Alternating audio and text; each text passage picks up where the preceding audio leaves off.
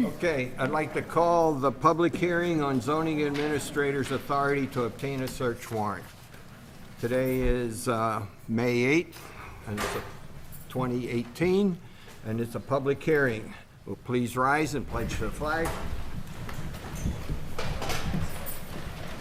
I pledge allegiance to the flag of the United States of America and to the republic for which it stands, one nation, under God, indivisible, with liberty and justice for all. Please be seated. The town clerk will read the legal notice. Please take notice that the Town of Clinton will hold a public hearing on Tuesday, May 8th, 2018, at the Town of Clinton Town Hall, 1215 Center Road, Rhinebeck, Town of Clinton, New York, at 6:15 p.m. prevailing time, or as soon thereafter as the matter is reached on the agenda concerning proposed local law X of 2018 entitled Amendment to Chapter 250-89D of the Town Code clarifying the zoning administrator's authority to obtain a search warrant pursuant to Article 16 of the New York Town Law. This local law will take effect immediately upon filing with the Secretary of State. Complete copies of the proposed local law are available at the Town of Clinton Clerk's office for inspection during regular business hours. All interested persons and citizens shall have the opportunity to be heard on said proposal at the date, time, and place aforesaid. Okay, you heard the public notice. We will open up the public hearing in a moment.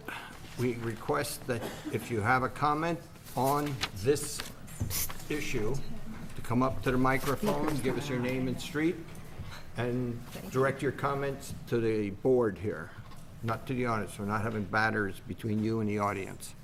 We got about 3 minutes to talk, and then the next person can come up. So if anybody wants to come on up, raise your hand and we'll recognize you and you can start. Oh, scratching your ears, does that mean you're coming up? No, I'm just kidding. Okay, come on up, Mike.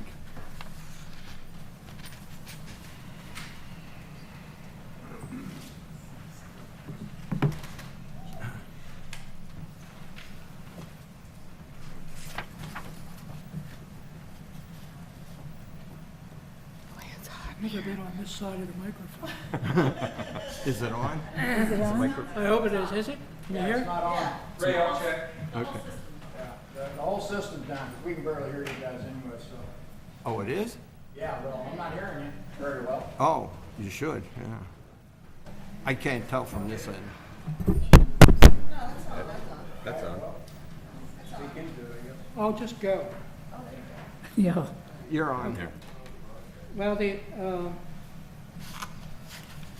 just a few items, and that is with inspections.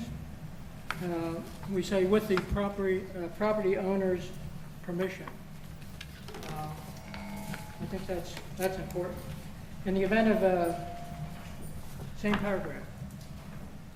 In the event that the person, firm, corporation, trust, estate, or any entity,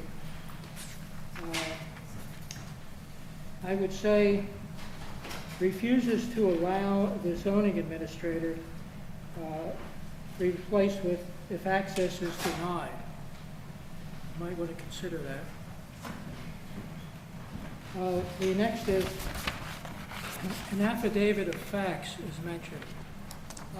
I don't know what that form is. It sounds like a legal form, an affidavit of facts, since it's in caps. And it's also mentioned in the next item. The next one is, we say proscribe. That should be, it's the wrong word for that. Maybe describe or something. Proscribe is not a legal term that should be introduced there. And again, it mentions appropriate form, but it doesn't mention what form.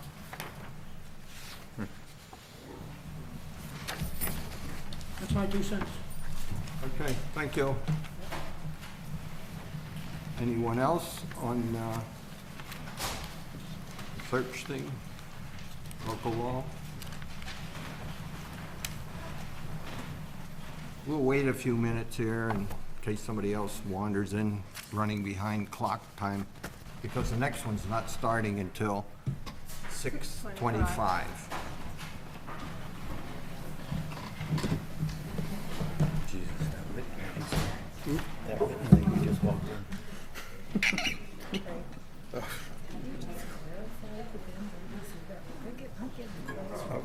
She's here for the camera. Is it warm or is it my imagination? Everyone, it's warm, yeah. Okay, if you just hold the noise down.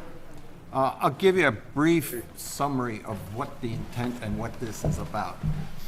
I previously said in prior town board meetings several times ago that the current zoning law implies that the zoning officer can wander all over your property at will. I mean, that's essentially what it says, which is not legal, okay?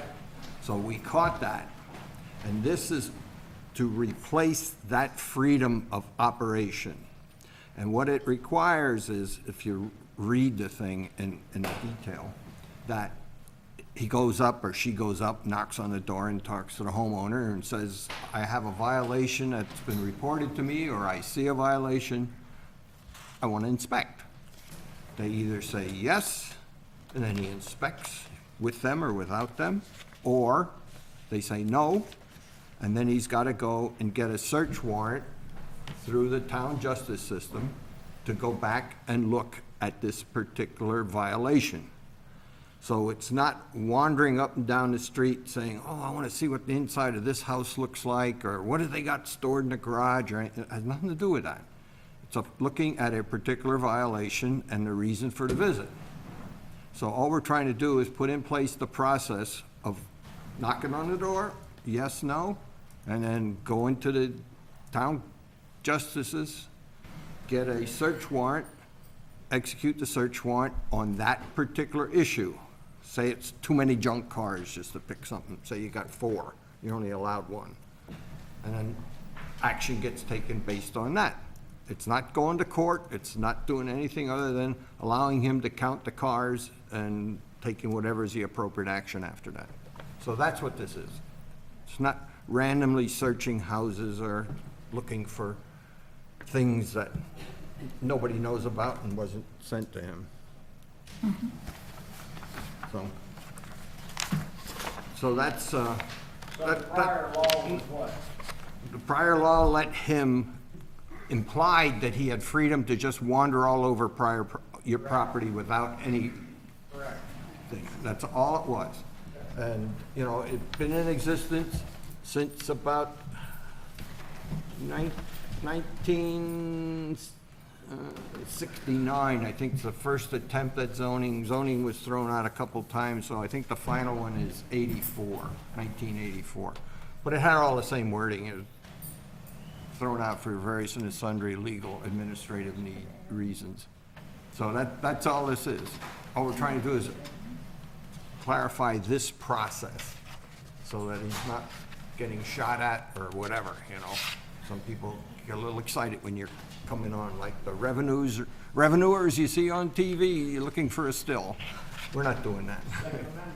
Yeah, we're not doing that.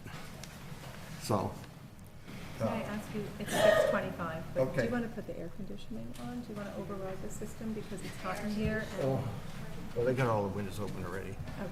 Okay. Okay, this weather change has been faster than the changing of the thermostats. So, this is done. Anybody else have any questions? Then I make a motion to adjourn this public hearing. Is there a second? Second. All in favor? Aye. Motion carried. Get ready to go to the next one.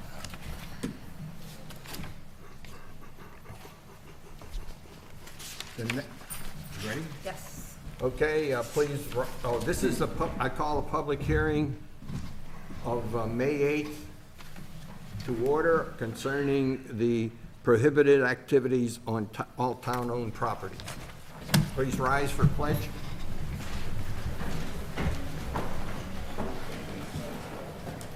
I pledge allegiance to the flag of the United States of America and to the republic for which it stands, one nation, under God, indivisible, with liberty and justice for all.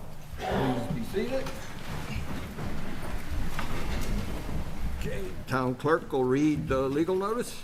Please take notice that the Town of Clinton will hold a public hearing on Tuesday, May 8th, 2018, at the Town of Clinton Town Hall, 1215 Center Road, Rhinebeck, in the Town of Clinton, New York, at 6:25 p.m. prevailing time, or as soon thereafter as the matter is reached on the agenda concerning proposed local law number X of 2018 entitled Amendments to Article 2 of Chapter 214 of the Town Code extending certain prohibited activities to all town-owned properties pursuant to Article 16 of the New York Town Law. The local law will take effect immediately upon filing with the Secretary of State. Complete copies of the proposed local law are available at the Town of Clinton Town Clerk's office for inspection during regular business hours. All interested persons and citizens shall have an opportunity to be heard on said proposal at the date, time, and place aforesaid. Okay. Okay. So I'm going to open up the public hearing again. Again, the protocol we'll use, please come up, talk into the microphone, so everybody, you know, you're on TV too, so the world can hear you. And talk to the board up here. Try to do it in 3 minutes or less, and I don't want to go more than an hour's worth of all together, and I don't want repeats. You know, if you talked once, let somebody else talk. Give everybody a fair chance, and I think we'll meet that quota. So, first one to speak is Lynn.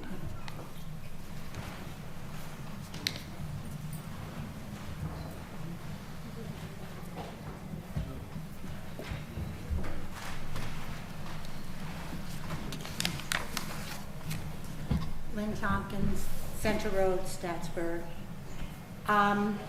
Needless to say, I'm totally against this whole thing, okay? The main thing I'm against, the horseback riding on other than designated roads. I've lived here almost 48 years. I've horseback ridden on numerous roads out here. We never had any problems when we were doing it. Of course, traffic was less and they didn't speed as fast. But it was open. How are you going to enforce it? The next thing is the possessing and transporting of domestic animals, i.e. my dog, to the dump on Saturdays. I disagree with that one. Russ is going to cover some of the other ones I disagree with. The main one that really gets me is K. Guns. Okay? I am sorry, but if I was in possession of a carry permit, okay, a hidden carry permit, I would definitely be running around with it in my purse today. You're not safe anywhere, and it's just getting worse. And you put a sign up, no guns allowed here, you're just asking for trouble. And I'm totally against that. I go by my Second Amendment rights, I'm sorry. If a person has a permit to carry, he's got the right to carry it. And also, the other thing in here, you don't have retired police officers listed. Retired police officers, most of them have permits to carry. They should also be listed on these exemptions. The other one that just, I don't know, it just gets me. Skateboarding, rollerblading, roller skating, ice skating. We have a rink over it in Friends, I know that. My kids and kids from the neighborhood that I know quite well used to come up here, skateboard. They'd bring up an old pair of roller skates, roller skate around here. My kids learned to ride their bikes up here because I lived on Center Road, and I didn't want them learning on the side of the road. I'd rather they learned up here. Even when they got their permits for their cars, kids, teenagers, 16-year-olds would come up with their parents, drive their car around here, practice parallel parking using cones. It's just, you're putting so many restrictions on the town residents. You're trying to make this into something that it's not. It's the country. I can understand, there's a side of me that can see this, because people seem to be so sue-happy nowadays. And there's no such thing as an accident anymore, which is a shame. It's always got to be somebody's fault. Okay. My 3 minutes are up. You know how I feel about this law. What's your message? Ray, Next. Ray, excuse me for just a minute. I want to clarify a misunderstanding, and this might save us time Okay. in terms of future comments. The section having to do with horseback riding on designated roads on town property, meaning out here or in the park, not designated roads in the entire town. That's a misunderstanding. Apparently, people have misread this and think that they can no longer ride their horses on town roads. Not the case. Not the case. Just clarification, okay? Next one. Somebody up here had a hand up. Oh, okay, Joan?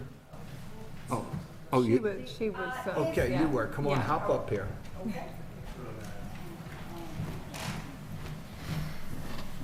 So to clarify, you're stating that you're not banning horses from any, what are referred to as town roads? I mean, granted, No. that they aren't No. necessarily owned So by the town, If but there were a bridle path out here in the park, you could ride your horse, and the bridle path has no bearing on what happens. is there any way to clarify that further of then course. in this? Sure, I mean, because I absolutely. feel when you say designated roads. Absolutely. That could be any road. So Well, I think that's the primary concern that so many of us who, within the context of the way it's written, it's subsumed under a heading that specifically says town-owned property. However, yes, Yeah, I it mean, can be because- clarified. right, because you're basically going to have a very profound effect on the agricultural activity and business activity in the No, town. no If- problem. That's no issue, that's a no-brainer. So It's no problem. I respect that, thank Okay. you. And in terms of the possessing and transporting of domestic animals, can you clarify what exactly you mean by that? I mean, what, I'm at a loss for understanding why that's even there. Should I respond? Or should? I mean, obviously, something happened to create that line in there, so, you know, or, so. Should we just Yeah, wait? we'll collect them all together. Okay, all right. Somebody else wants to also comment on it, we'll bunch them all together and see how many come up on a topic. Okay, so you're not going to clarify at this point, but maybe Well, later? Yeah. Okay, those are my two main concerns. Yeah, I mean, primarily, the idea behind a public hearing is that you get to talk, we get to listen. I So- understand, but it's hard to make I know. comments on something if I have no understanding of what it is that you're saying. Right. All right, thank you. Okay, now Joan had her hand up. Oh, you wait? Okay, come on.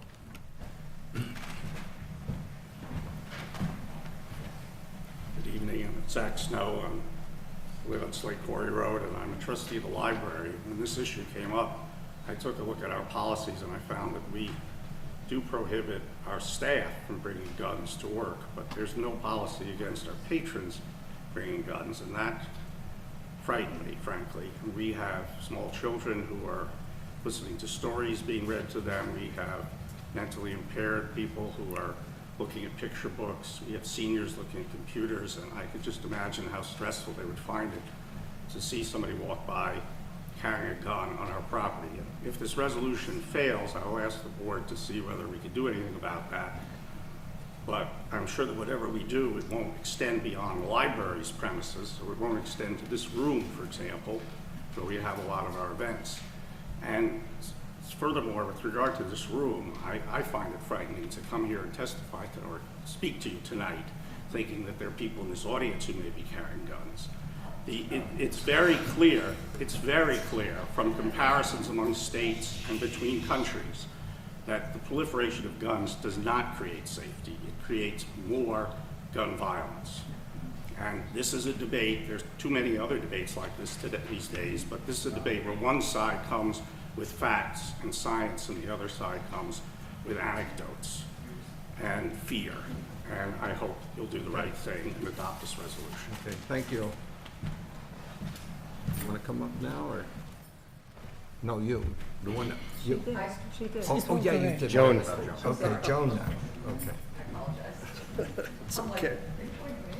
Joan Carbonaro, 267 Hollow Road. Why don't you tuck that down a little for you? Oh, down to the, Sure. Either that or stand up. all right, Joan Carbonaro, 267 Hollow Road. There's one thing, I really encourage the board to act responsibly, not precipitously. I believe that there's some precipitous elements to this whole thing, but be that as it may, at the point that we're at, I'm going to say that I would feel that you would be totally remiss if you put this law into effect without hiring full-time armed staff. In other words, an armed guard on the premises of a policeman, whatever, on the premises all the time that people are coming in and out. So whenever we're doing business, there should be at least minimum one armed guard on county on the town premises. Thank you. Okay, thank you. Right, way back in the corner there. We'll get over here. You won't be missed. Come on, yeah, Cynthia.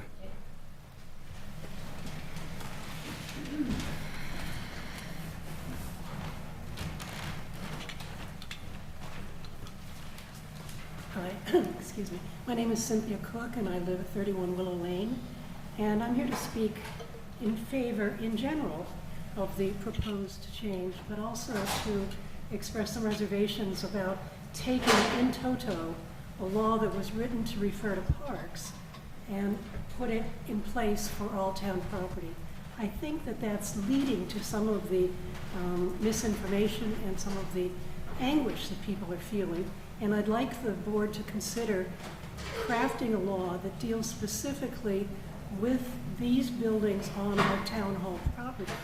And I would like the board to consider banning firearms from the interiors of these buildings on our town hall property. I think that's the crux of the situation, and that concerns about animals and, excuse me, you know, skateboarding or horseback riding, all of these seem to be, to me, peripheral to the concern that we all have about safety in our town building complex. And there have been a couple of ways in which people have said, well, it's unenforceable. Or if you don't have metal detectors, how can you do this? And that would be bad law if you did something like that, to ban firearms without a means of enforcement. And I just want to bring your attention to an article that was in the New York Times recently, April 14th. And it's a story about metal detectors are the norm at schools and at ballparks. State capitals, not so much. It turns out that guns, firearms, are banned from all the state capitals in our country. However, only more than a third of the state capitals lack the kinds of security measures that have become routine at many middle schools, museums, big league ballparks. And we have a quote from the governor of Montana. I think we've been fortunate in Montana, and I hope we continue to be fortunate, Governor Steve Bullock said in his office in Helena, where there are no metal detectors at the Capitol doors, just a few notices about weapons being barred from the building. I would plead with the board to consider posting notices, as seems to be the case at about at least a third of our state capitals, that weapons are barred, and leave it at that. It seems simple, it seems consistent with the policy that I think we're all aiming for, and I would urge you to consider that. I'd also urge you to consider, you know, there's the argument that having an armed citizenry sitting in meetings and attending these buildings somehow makes us all safer. And I just want you to consider that this week, again reported in the Times, but widely reported on all the media, when our president and vice president attended the NRA meeting in Dallas, Texas, guns were banned. Now, if the Secret Service, in their wisdom, don't believe they can protect the president in the midst of this entire conference of registered gun owners who are the most responsible gun owners in our country, why would we think here in Clinton, that we would be safe under lesser circumstances.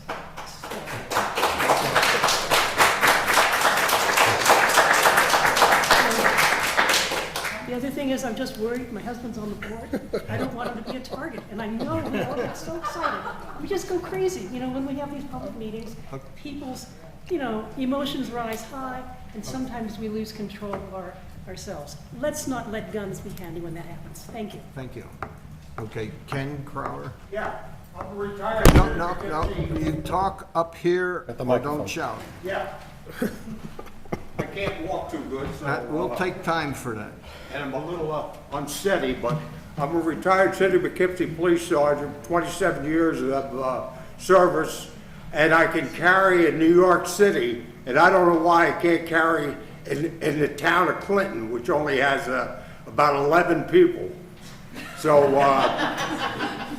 we can't get good cell service here because we have no cell tower. We got all kind of dirt roads, and yet you want to dream up these crazy laws. I've been here for 59 years. I've hunted on town rec park property for the last at least 40 years. Now I won't be able to carry a gun there. The whole law smacks of North Korea or Iran, and I think it stinks. And this town gets worse day by day. We get nothing here except high taxes. That's all I have to say. I think it's a crap law. Thank you.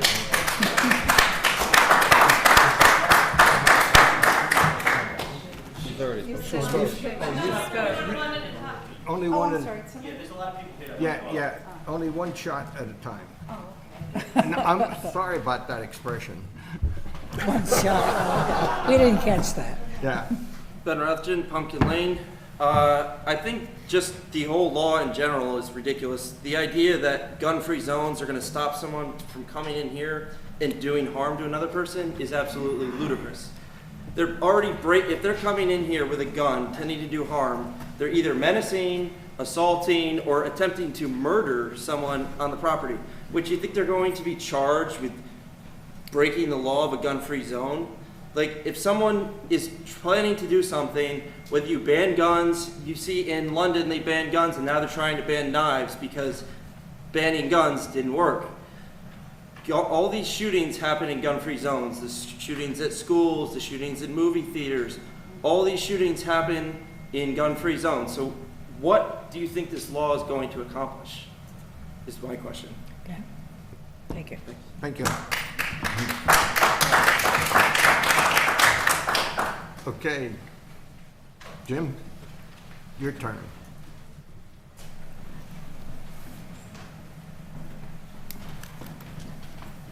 I wanted to be early so I could get back to my garden. Mr. Supervisor, Board Council members, Jim Brands, Renfro. I want to address the law, but perhaps on a little larger scale. You know, my family's been here for, I don't know, 200 or 300 years, and I don't say that that entitles me to anything more than anybody in this room. But just in the observation of those hundreds of years, the people who were elected to the town board were here to basically be stewards of what was here and take care of the town. You have not seen me at town board meetings except this year.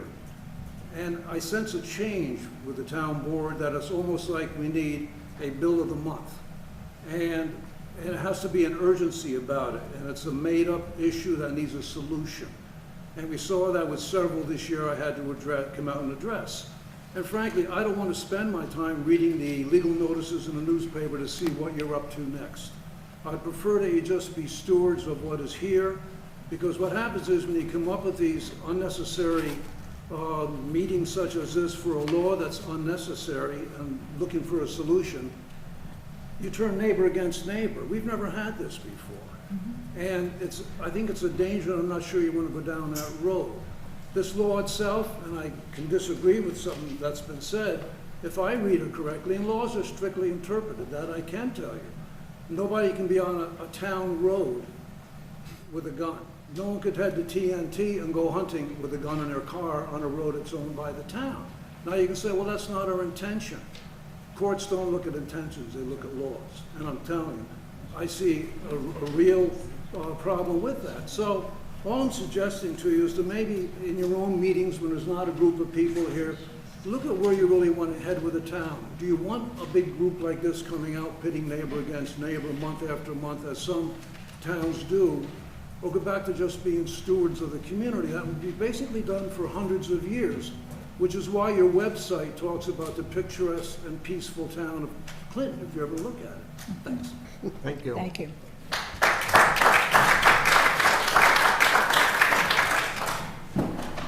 Anyone else?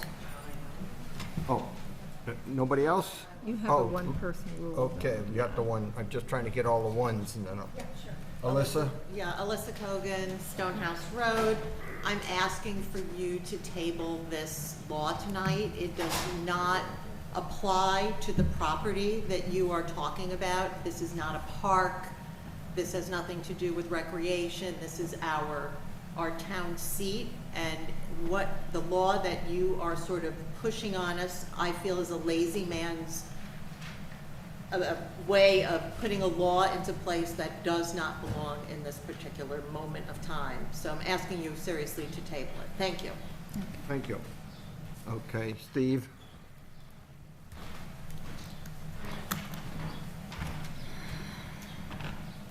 Hi, it's Steve Rothschild on Pumpkin Lane.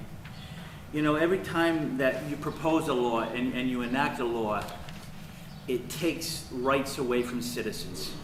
Here, the dog law here. You know, you realize if you stand over here on Saturday morning, probably every fifth car has a dog in it. You know, and some of the dogs get biscuits from the Welsh guy. So the dogs look forward to coming to the recycling center. And that's just crazy that you can't have your own dog that goes everywhere with you in the car on this town property or at the park, because you can go down there on weekends. There's dogs everywhere. I know you said it's against the law, but they're there. So why we should change it back and allow dogs, as long as they're careful, and if they poop on the property, to clean it up, because Central Park has dogs. We're in the country. So that's one thing. Just remember, the dogs are getting biscuits here on town property, and they're looking forward to coming. From our garbage man. From the garbage man. The gun law here. The government has given people the right to a concealed carry weapon. They're not coming in here with AR-15s. They're coming in here with concealed weapons that the government gave them permission to do. Criminals love to come to gun-free zones, not regular everyday citizens. And if you're in the park, and in the story I said last time, down in Westchester, a coyote came onto a property, was starting to maul a little kid, and one guy put his life in jeopardy. If he had a gun, it would have been over, but he wrestled that coyote until other people could help him and knock the coyote out. But you know what? A concealed carry would make it easy. And you know what? The concealed carry folks, they're law-abiding citizens. I don't know where in this country where a concealed carry person got charged with shooting one of their neighbors, because these guys are law-abiding citizens. And I would ask you not to vote into law, and maybe change the other law, because these people are good people. And if some maniac were to come through here, in a gun-free zone, and you had a guy or a gal that had a gun, they would stand up in your defense in a heartbeat.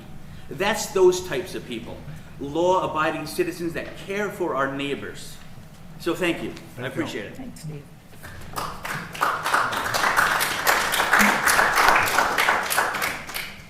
Anyone else? Okay, I'll get you, Russ. Let me get the guy up front here.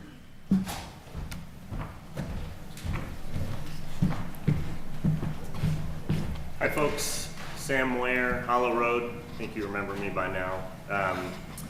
This conversation may have been started by something that I brought up in the wake of the Texas church massacre. I think I've told you all, I'm a gun owner. I have a gun at home. And I use it as I need to at home. What makes me nervous is bringing my 3.5-year-old daughter onto town property. The idea that someone with a weapon, either a firearm of some kind, either legal or illegal, being able to fire the weapon in a crowd like this near my daughter makes me nervous, and that doesn't cast any aspersion at anyone except to say that mistakes happen. There's a lot of evidence of that, and it doesn't make me feel safer. And I would ask the town board to consider whether your children and grandchildren in a space like this, in a park, where you don't know who has a gun, who knows how to use it, and who may or may not be sane or insane, depending on what your definition of that is. If that makes you feel safer with your kids and your grandkids in that situation, I certainly know it doesn't make me feel safer. So I know there are folks here who feel passionately about this, as I do, and I certainly am not trying to pit neighbor against neighbor by bringing this up, but I am profoundly concerned for the safety of my family and for the entire community. So thank you very much. Thank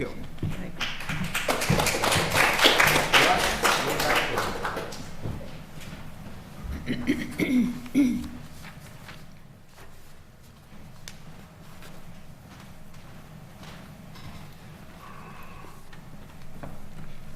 Russ Tompkins, Center Road, Statsburg, 74-year resident, 74 years yesterday, as a matter of fact.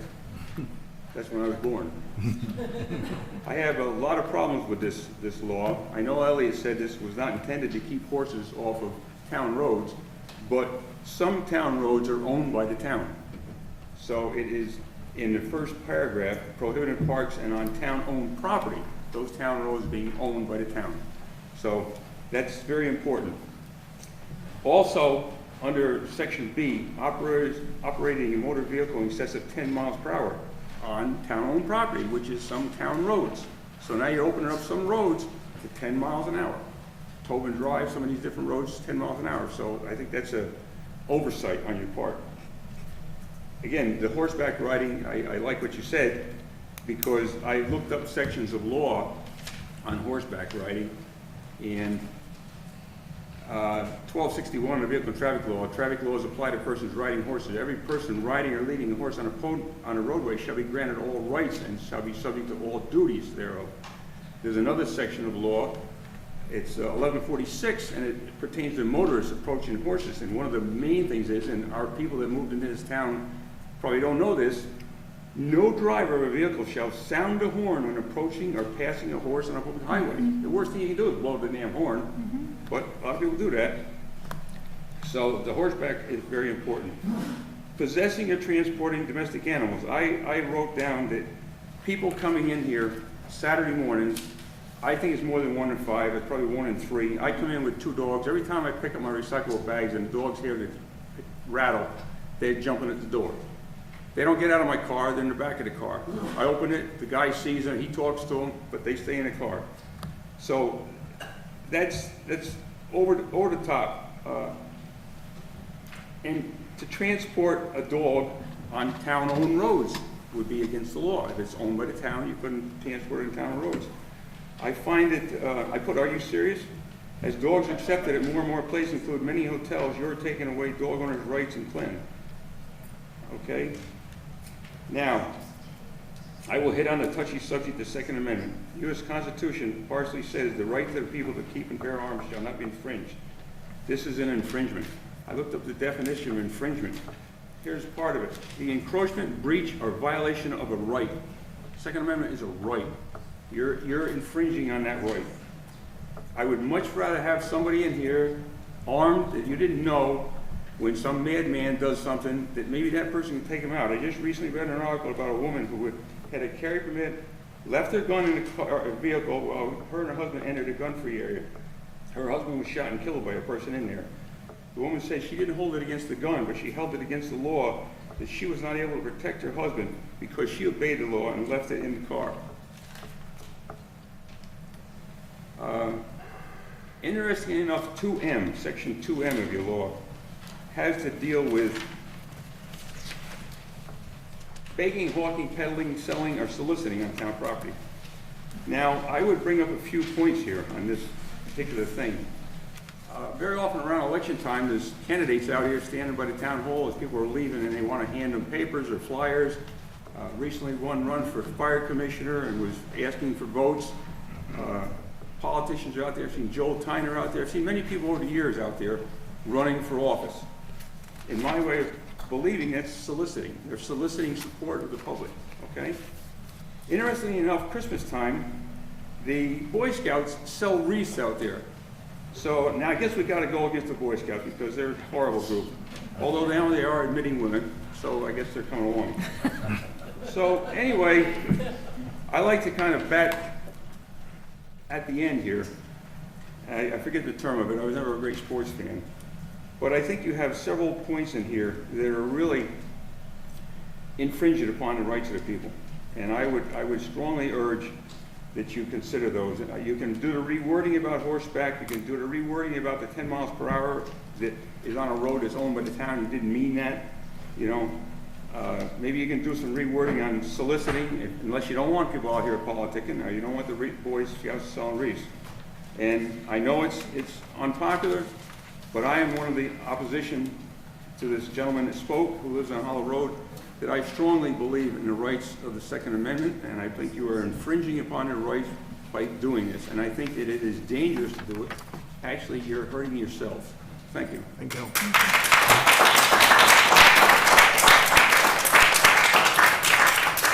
Maureen?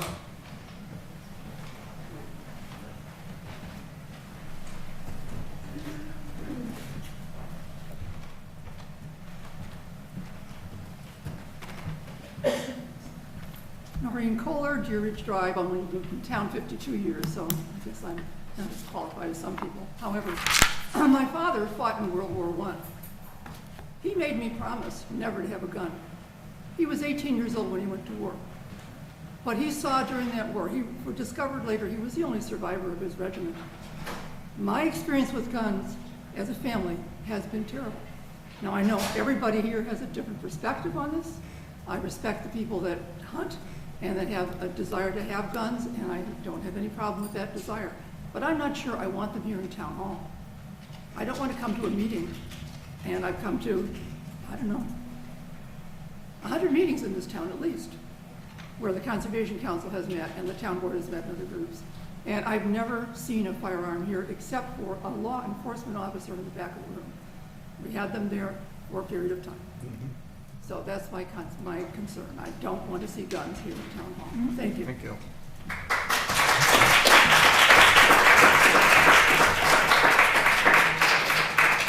Okay, Jody?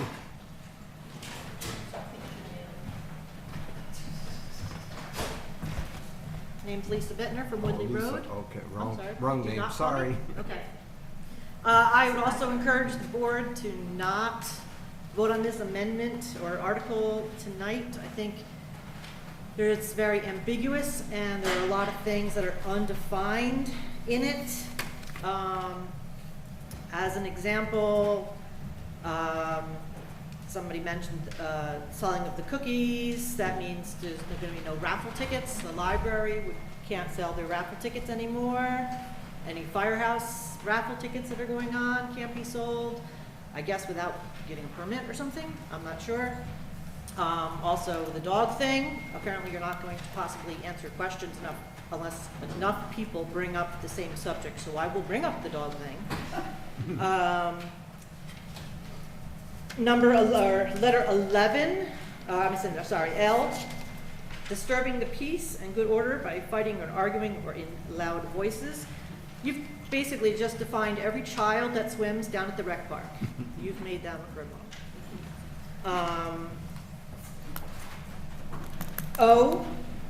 no loitering, which already is a New York State law, so I'm not sure why we need it here yet again, because we already have that. I would very curious to know in letter T, where are the designated golf practice areas? And I find letter V to need more definitions as to what exactly do you define as an aircraft. Does it include kites? Does it include frisbees? Does it include toy helicopters? Children's toy airplanes? Things like that need to be more defined in this amendment. So I urge you to not vote on it tonight. I'd also like to bring up the gun issue. Someone mentioned earlier we don't have very good cell service. I know especially down at the rec park, we do not have good cell service.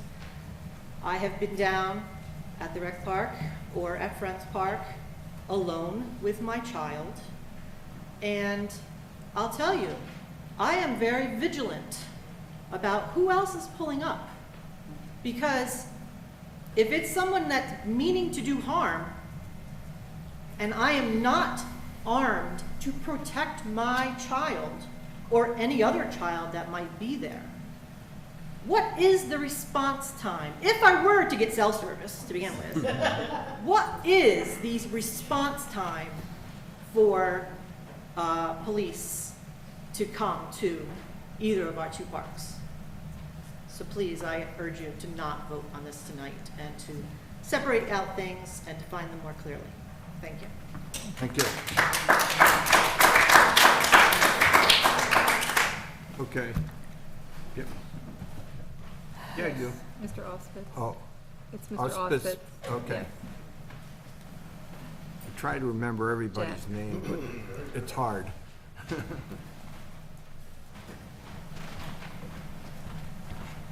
My name's Jack Auspitz. I live on Fiddler's Bridge. I just want to urge the board to keep a sense of proportion about this. As I understand it, most of this proposed regulation already applies to the parks. And we're talking about extending it to this room and a few other rooms on this campus. So it is a limited discussion. Things that you already can't do in the parks, the question is whether you should be able to do them in this room, particularly as it applies, as the discussion shows, to guns and whether you should carry them here. And what we've heard, I think, is that a number of people are uncomfortable about the idea of other folks carrying guns in this room. And I think that the real point here is that we have to be respectful of our fellow citizens. Somebody talked about setting neighbor against neighbor. I haven't seen that here. On the contrary, this has seemed to me to be a very civil, rational, considered discussion among neighbors who disagree with each other on a point of policy. And in that same spirit that we've had rational discussion, I think we could say to our neighbors who feel uncomfortable, we are sympathetic to you. We will not allow guns in this room, just as we say we don't allow them in our parks. I don't see anybody showing any real need to carry weapons in this room. Clearly, the proposed rule is a permissible one. There are limitations on all of our constitutional rights. You have a First Amendment right to free speech that does not include shouting fire in a crowded theater. The Heller case, which permitted guns to be carried, made it very clear that it doesn't mean guns without regulation, and the city can have reasonable regulation. So all I'm suggesting is we be sympathetic to our neighbors who feel uncomfortable, that we recognize that the limitation on people who want to carry weapons, and God bless them, may not carry them in this particular room and the others on the campus, and we can all, as neighbors, live with that. Thank you very much. Okay, thank you all.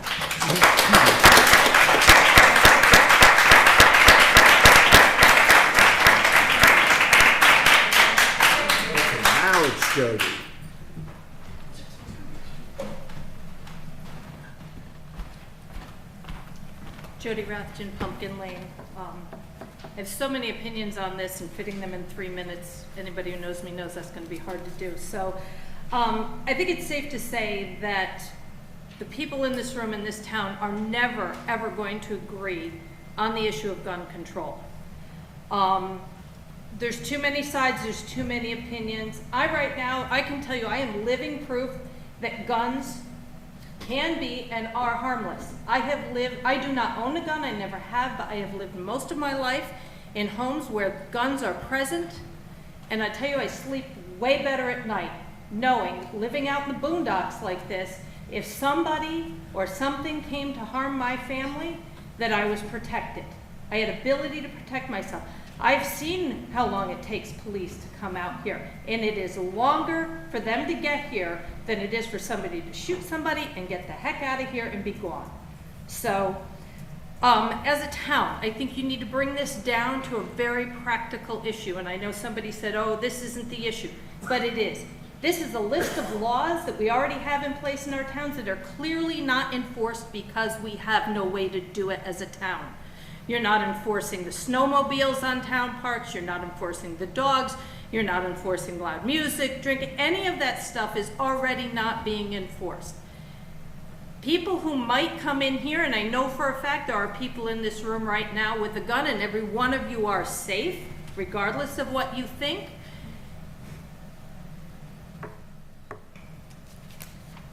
They have a right to carry those. They have gone through a long process to get a gun. If somebody came in here that wanted to do, your reason for this law is you want to protect yourselves. You want no harm to be done here to anybody.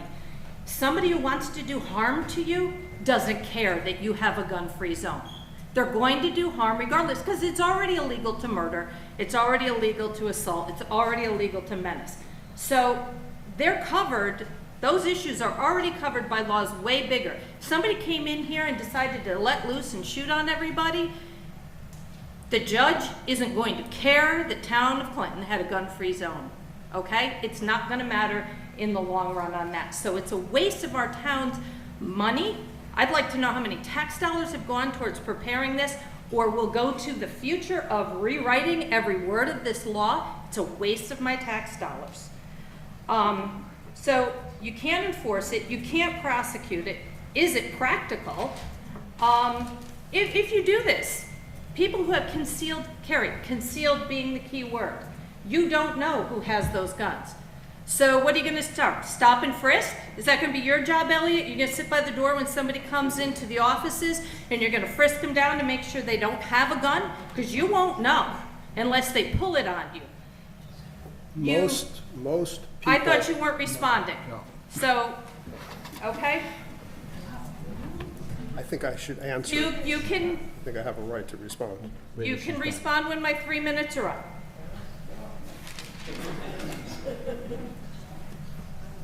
Just gonna end with telling law-abiding citizens, there's never been another person shot in this, there's never been somebody coming in here waving a gun at any of you, and I don't think you're gonna get it from somebody who's got a concealed carry. It's gonna be from somebody who has another agenda and wants to break a law, and they're not going to care that you have a gun-free zone. It's just gonna make somebody feel warm and fuzzy because it's on paper, and isn't this great? But you won't know. You don't know now who has a gun on them. You won't know if you have this law in place that somebody has a gun on them. So if you want to respond to that, tell me how it's going to get prosecuted. All I will simply observe is that most people are honest and law-abiding, and if there are rules, they will follow them. Not everybody, but most people will, because that's the way most people are. So if you have a speed limit posted at 60 or 70 on the highway, regardless of whether there's a trooper there, most people will abide by the posted speed limit. If there's a traffic light, most people will stop for a red light, regardless of whether there's a policeman sitting there or not, because that's what people do. They follow the rules. Okay. So if we have a rule here. So right now, you've just already explained the redundancy now it's of my, your law. hey, hold, time out. Now it's my turn. Now it's my turn.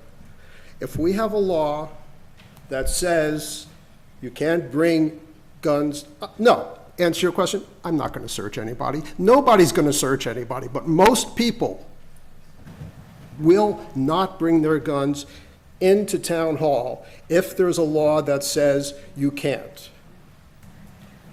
Okay. That's all. You just explained to me the You're- redundancy of your law, your proposed law, of saying, what's the point if they're not gonna harm somebody with that gun, why can't they bring it in They there? Why don't- can't they have it? What, No, we're not this gonna, is, Aren't we supposed to stop be? with that. Yes, but when someone asks me a direct question, I'm this entitled whole to board give. has been asked I'm direct entitled. questions That's all enough. night. Okay, That's enough. done. I'm The finished. redundancy of this law, it is already illegal to murder, it's already illegal to threaten somebody with a weapon. What is the need for an additional law that you can't enforce to just say, don't bring them here because it's gonna make a few people feel warmer and fuzzy? It also makes a lot of other people feel very unsafe. Okay. Thank you. Okay, thank you.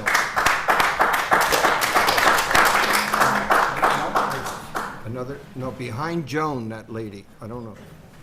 Steve, you were up already, so we're trying to get everybody on the first Jane pass. Bryan on Hollow Road. I'm sorry, your name? Jane Bryan on Hollow Road. I was very interested to listen to everybody's comments, and you haven't seen me here before, but I have lived here for 30 years. But I'm taking exception to warm and fuzzy. I think warm and fuzzy is not what we're talking about. When, yes, obviously this is a huge heated issue. I just want to go on the record that I would like to be in places, including my town hall, that does not allow firearms hidden, secret, or really well cared for, or anything like that. That is not what I would like to see in my town. So, thank you. Thank you.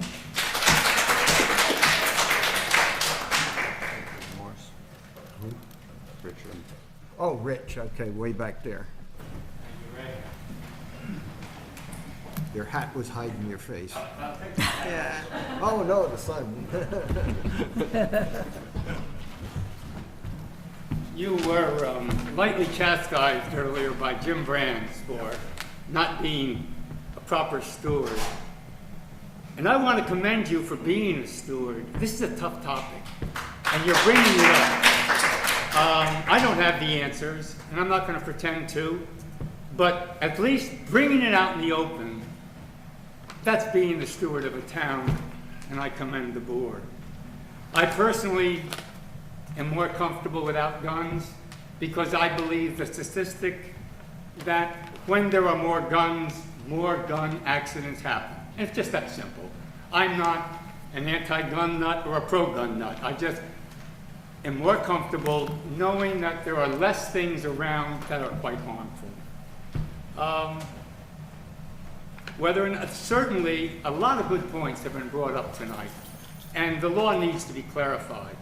And so I suggest that the board continues to be a good steward, straighten out some of the things on this law, and then deal with it. Thank you. I'm for it. Thank you. Okay, way back in the corner. I can't see who it is, but somebody. Kevin Dooley.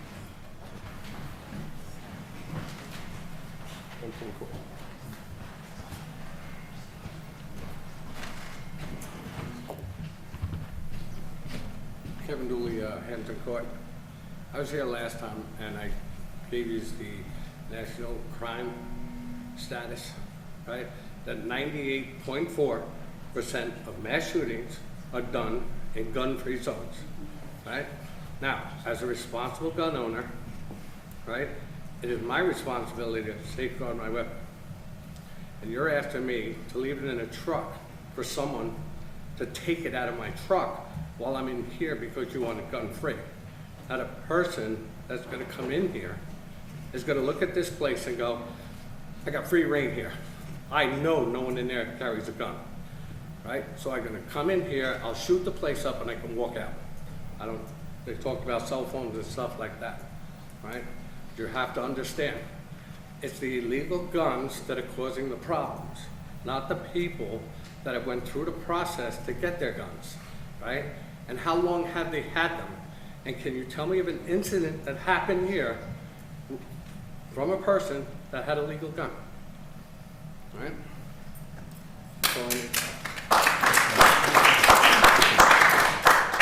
Okay, the lady over there by the window.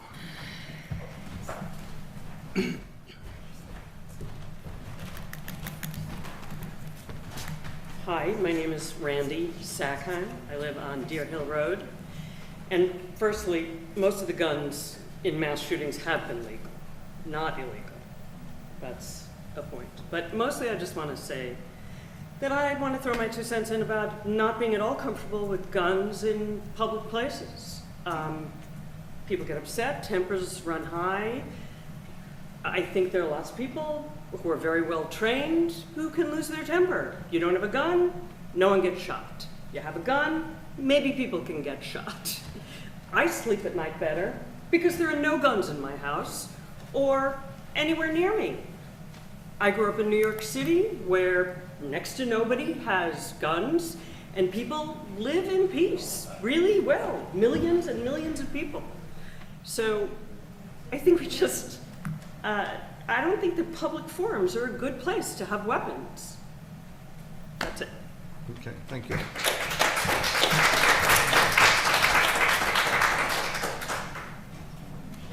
Okay, way back there by the door.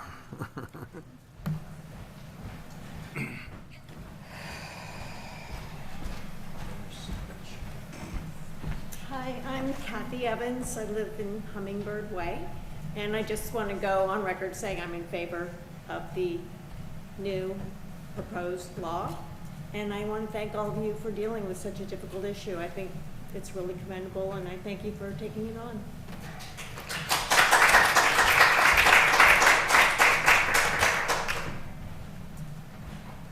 Somebody in red. Somebody in red there, I can only Can't see see. a... Oh, it's Mrs. an Duquette. arm. Mrs. Duquette. All I could see was an arm.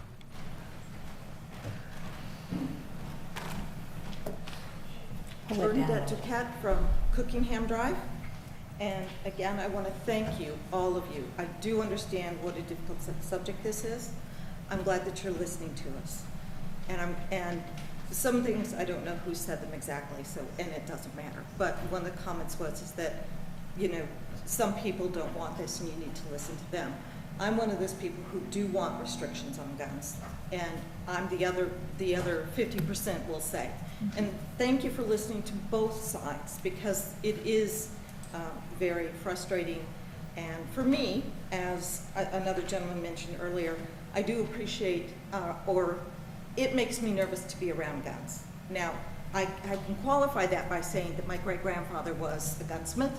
My grandfather was a gunsmith. Every one of the males in my family have served in the military, in wars. I've been exposed to guns. But we had a family rule that there was places they didn't belong. Based on that, that's how I lived my life. I will tell you that about 2 months ago, there was a gentleman walking down Hollow Road with a gun, and it made me very nervous in my neighborhood that that was happening, okay? I couldn't see that there was any reason for him to be walking with a weapon, but it made me very nervous. I didn't know what to do. Again, it was on Hollow Road, right down from my house. So having guns that are properly taken care of by law-abiding people, and there are law-abiding people who do respect the law, and if the law says not to carry it, they don't. The other thing is, I was at the Vanderbilt Museum, and oddly enough, they have a sign posted, and there's no guns allowed there. So I think for public areas like this, where tempers can get high, there shouldn't be guns allowed. And I think that that is part of the law and law abiding. And I just want to thank you for, again, listening to everyone, as is your job, as I know you're taking it seriously, that you're really thinking about how to make this a better, safer environment so that all people have the right to feel good. Thank you so much.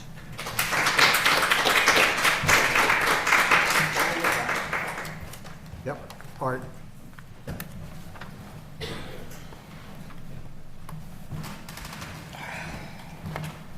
Arthur Weiland, 1561 Hollow Road. These all seem like fairly good ideas for decent behavior. in our town. Although I did drive in too fast, and I don't know if I parked in a designated area. We'll check you out. Yeah, that's right there. We'll check. But which car did I bring? I don't see a schedule of fines here, and I don't know how you would intend to enforce this. I don't know if we'd have the same fines for bringing a gun in here versus having a dog. And there's a leash law, but I assume this is even to exclude leashes. I mean, there are a lot of things that you can do with this, just like have dog parks, dog areas, bridle path. I think this is much too vaguely written. Again, there's no schedule of fines.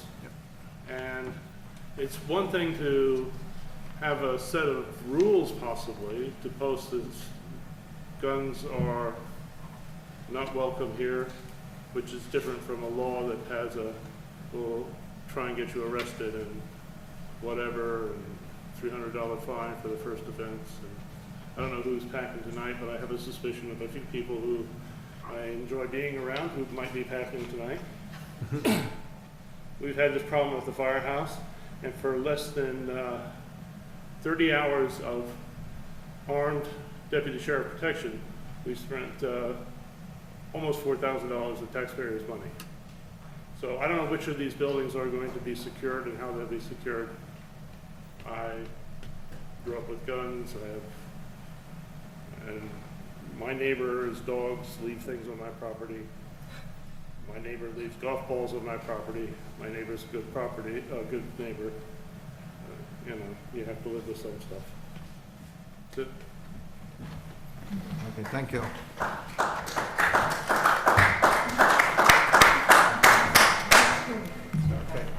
Okay, we've got 2 minutes. No, the guy in the back, were you raising your hand? Yeah, you. Well, I didn't know. It looked like before you raised your hand. And I wanted to be sure we didn't overlook you. Hi, my name is Albert Basco, and I own a farm here in town here, but I don't live here yet. I plan on building a house here next year.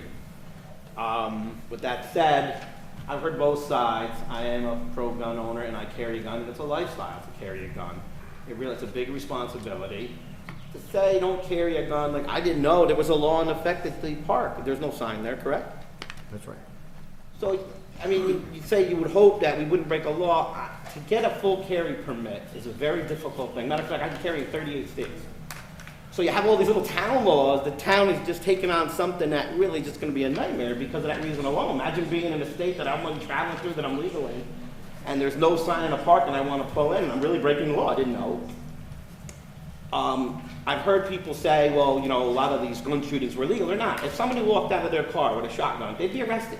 You can't do that. So the only kind of people that can carry a gun in a building or the shotgun is concealed carry people, which is full carry permit, which is a very difficult thing to obtain. I mean, you have to have a squeaky clean record, period, to have that. And it is true, making this an issue is going to make you, it can make you a soft target. You know, I'm not saying it will. We don't have any problems. Why are we addressing it?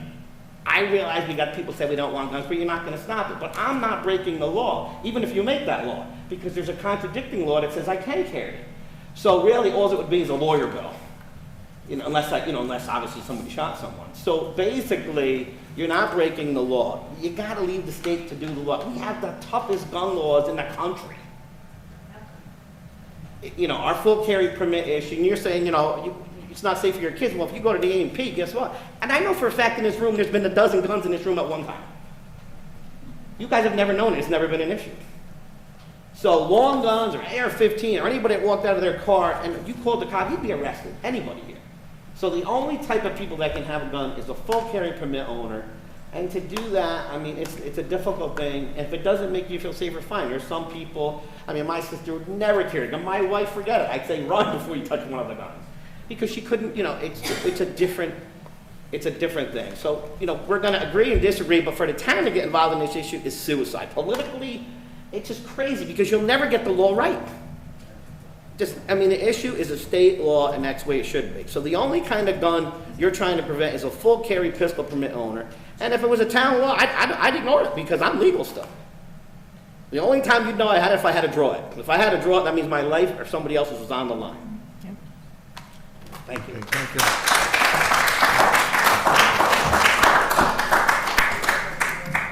Okay, we reached the hour limit, so sorry, but we gotta stop her, because we gotta get into the regular order of business. So, I'd like to, see where I am on my schedule. I make a motion to adjourn the meeting. Is there a second? Second. All in favor? Aye. Aye. Motion carried. Now we're gonna go into the regular meeting. Well, the fun's over, everybody leaves. Where y'all going? You're welcome. Thank you. You should stick around for. Where y'all going? It'll be on TV. Joel just made it. That's all right. He can't believe the meeting hasn't started yet. So to speak. It's something Elliot said. Okay. His name is Phil. What? He's like, you guys know how to clear a room. Okay. Ready to start? Sure. Okay, if you're gonna talk, please go outside. We wanna keep going so we get out of here at a reasonable time. You're kidding, right? Okay, so, okay. I need my booties. I'm calling the regular town board meeting to order on May 8th, 2018. Go on the outside, ladies, so we can conduct our business and get done here. So please rise, we'll pledge the flag. I pledge allegiance to the flag of the United States of America and to the republic for which it stands, one nation, under God, indivisible, with liberty and justice for all. Okay, please be seated. Now, let's see. We're going to approve minutes from last month. I make a motion to approve the minutes of the April 10th regular town board meeting. Is there a second? Second. Any discussion?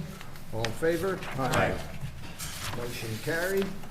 I make a motion to approve the minutes of the April 26th, 2018 bid opening for the SAM grant. Is there a second? Second. Any discussion? All in favor? Aye. Aye. Motion carried. Now we'll have public discussion on any of the items that are on the agenda. You all could get a copy of the agenda. It's in the back there. Does anybody want to talk on any items? If not, I'm just going to skip right past this. Okay, no one putting hands up, so we'll pass this. Supervisors' comments. Okay, let me get my sheets. Okay, first thing is, I'd like to thank Clinton resident Justin Lang for repainting the town sign on Center Road in front of the town hall. He did this as his Eagle Scout project, and it certainly will add to the beauty and identification of the town for many years to come.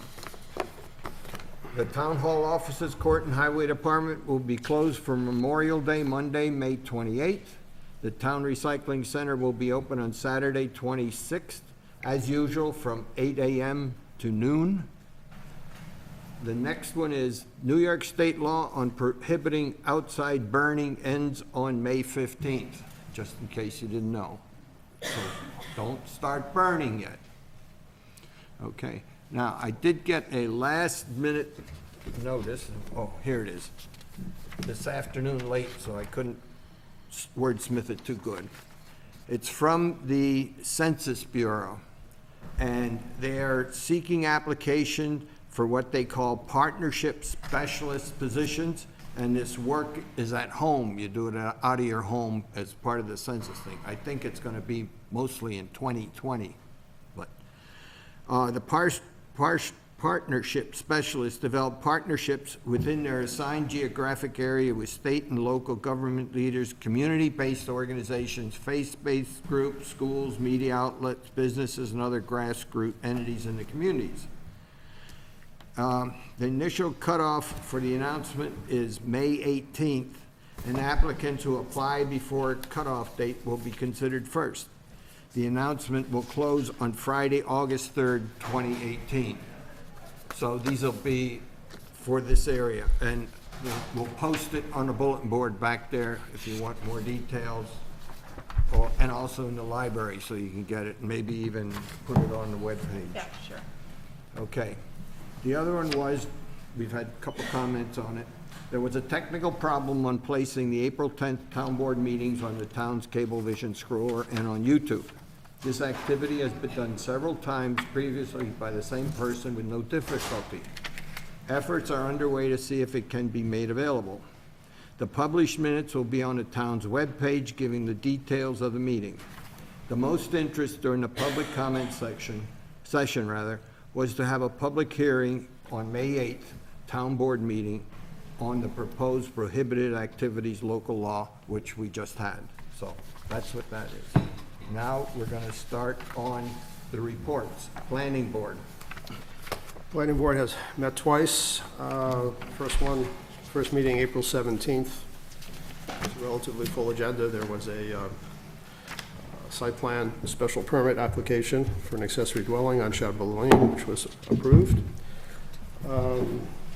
Two-lot subdivision on 9 Partners Road. Board declared lead agency and began the seeker process, set the public hearing date for the 1st of May. Demolition plan approval for a garage on Hollow Road, also approved. And an amendment of a previous lot line adjustment on Field Road, also approved. Second meeting on May 1st, an area variance on Bryant Way, rather complicated application for a pre-existing non-conforming structure being converted from a garage into a single-family dwelling. It was approved with a positive recommendation to the Zoning Board of Appeals. And the two-lot subdivision on 9 Partners Road, back for the public hearing. However, the public hearing was not open. There was a technical problem with the application that needs to be resolved. No additional action taken on that application. And the last application was for a water law permit on 4th Avenue. Applicant wants to build a deck within 100 feet of the lake, and the water law permit is granted. End of report. Thank you. Next one is zoning board of appeals. Zoning Board of Appeals. Meeting was on May 8th. Actually, a very short meeting. Only one item on the application. An applicant on Slate Quarry Road wishing to install roof-mounted solar panels, which normally would not require a variance, except that it was in excess of the 20 kilowatts allowed for residential installation. The request for 21.909 kilowatts, which is about 10% beyond the allowed amount. The requested area variance was granted. End of report. Next one is Conservation Advisory Committee. The CAC met on March 11th. Clinton has now been officially enrolled in the Climate Smart Community Program, so we earned our first 4 points. Great. We are continuing to coordinate efforts to become a certified energy smart community. Part of that was Marion Thompson discussed the training she attended with Lewis, the building inspector. And we also had a discussion about updating our unified solar permit.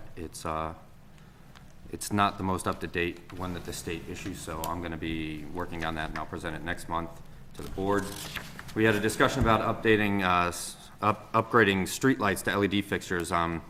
Central Hudson has a program to give us a discount, but we don't have enough streetlights, and they're not actually on streets, so so we didn't qualify.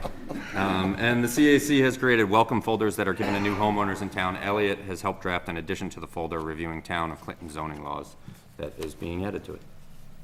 That's okay. Next one is Recreation Committee.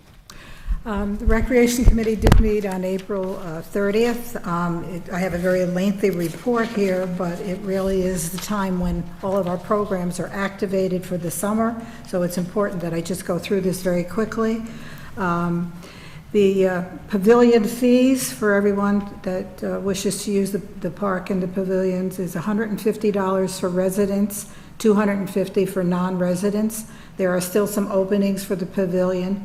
We also do let organizations or commercial rentals out. If so, it's $350 for organizations and $700 for commercial. And it is a way to get revenue to help the park.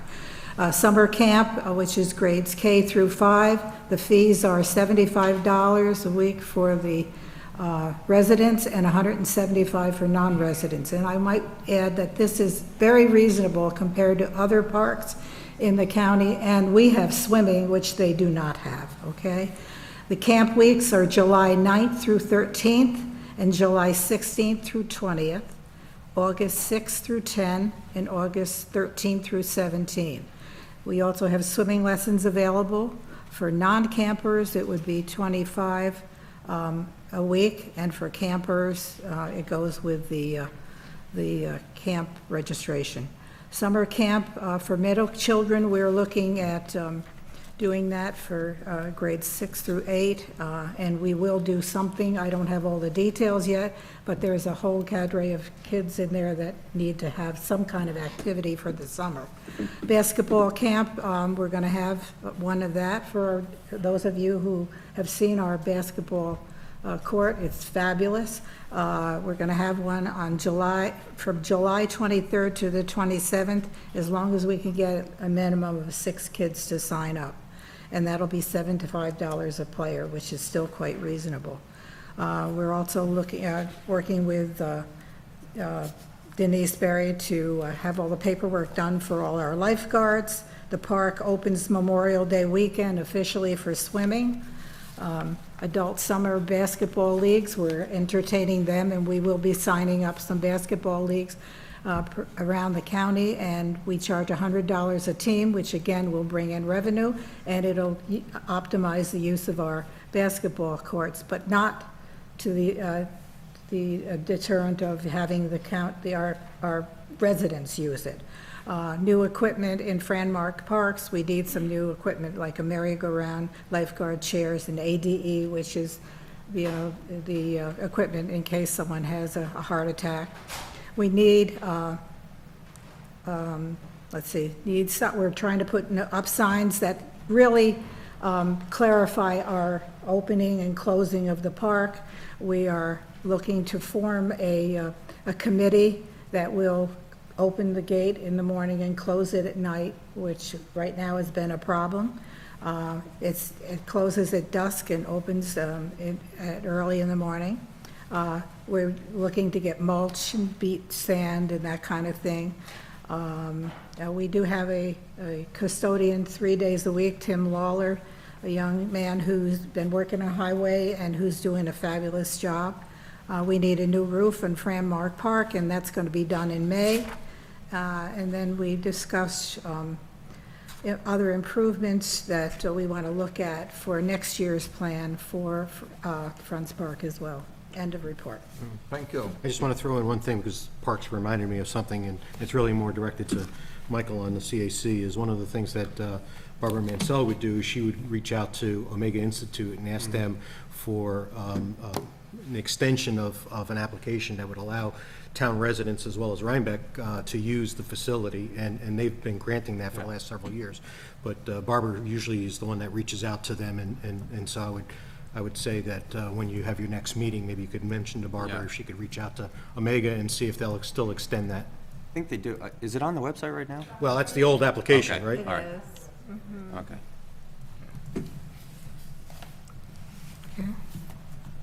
Y'all Nancy, Okay, may I have- building may I have your- inspector. Nancy, may I have your report? Pardon? Oh, here, I'm sorry. It's top secret, you can't have it. You can't handle the report. That's the whole package, okay? Okay, building, we had a number of 10 building permits issued during this period, 9 COs and CCCs issued. Number of title searches was 8. The number of miles that the building inspector toured the area was 488. The total cost of construction that would be for all these numbers would be $76,839.63. And they're very small projects. The biggest project is a detached addition on Fiddler's Bridge Road for $30,000. End of report. Thank you. Zoning administrator? Okay, zoning administrator had a busy month in addition to reviewing applications and permits and the usual kind of day-to-day stuff. Investigated a number of potential violations and complaints. I'll just run through them quickly. Unlicensed motor vehicles on Falk Hill Road and property sanitation. Also on the same property, property in a severe state of disrepair on Long Pond Road. Obtrusive lighting after Center Road, and excessive number of unlicensed motor vehicles on Deer Ridge Drive. And lastly, a complaint from a homeowner on Schultz Hill Road who maintains that his neighbor in the residential area, of course, his neighbor is cutting wood to sell as firewood. Evidently a college student looking to pick up a few bucks for expenses, and the zoning administrator is trying to work out an amicable solution. End of report. Thank you. Next one is highway. Okay. Highway cleared brush and made wood chips available to some people. They cleaned up after the April 11th rain and windstorm. Again, this year we've been hit with a lot of trees down and a lot of work to make that back to normal. We graded patches on dirt roads. We fixed signs and removed snow bakers signs and removed the snow signs. Hopefully we're done with snow. Can't guarantee it. Okay. Theron attended a power and duties local highway official workshop in Cornell, excuse me. And the crew did a lot of education and training this period in terms of chainsaw safety, emergency spill response, which of course deals with HIPAA, lockout tags, bloodborne pathogens, fall protection, ladder safety, and we're going to continue that throughout the year. There'll be many more trainings. The highway department especially needs to have this done at least annually. End of report. Thank you. Next one is Scenic and Historic Roads Advisory Committee. Okay, busy month for Chirac. I have an email from Rick McLaughlin, the chair, in regard to the road cleanup last Saturday was a success, or the Saturday before last, I guess. We had significant turnout with bipartisan participation, received some good ideas from more people in the community to get more people involved next year. We are still selling daffodil bulbs to be planted in the fall. If anyone is interested, please contact Rick. Or contact me and I'll contact Rick. Anyway, okay, so that's the road cleanup. In addition, the committee got involved, I guess it was at Nancy's request, on Field Road, reviewed the plans for improving Field Road, had no objections, urging the highway superintendent to proceed, and looked at two applications for the planning board, an accessory apartment on Shadblow Lane, and an application for the two-lot subdivision over on Nine Partners Road, and we reviewed both of those and have no concerns or objections to either application. Okay, thank you. Next one, library report. The library usually meets on the second Monday of every month, and we meet the second Tuesday, but yesterday was the first Monday, and today was the second Tuesday, so they haven't met this month, and we'll have two next month. Okay, thank you. Lucky you. Altace, which is the old Cablevision, and new owner. And there was no communication from Altice this month, so nothing to report. Okay, zoning revision.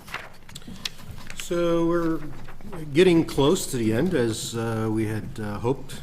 So last night we had our meeting, and we finalized quite a few of the items. So updates to the Conservation Ag District, the Hamlet District, the Cluster Ag District, the Medium Dense District, the Office Light Industrial District, the Ridgeline Scenic Historic District, the AR5 district, the AR3 district, the floodplain district, the aquifer protection district, the accessory dwelling, the motels and inns, Conservation Advisory Council, changing a few definitions in that, and there was an update to definitions, but we didn't go through it, and that's the end of the report.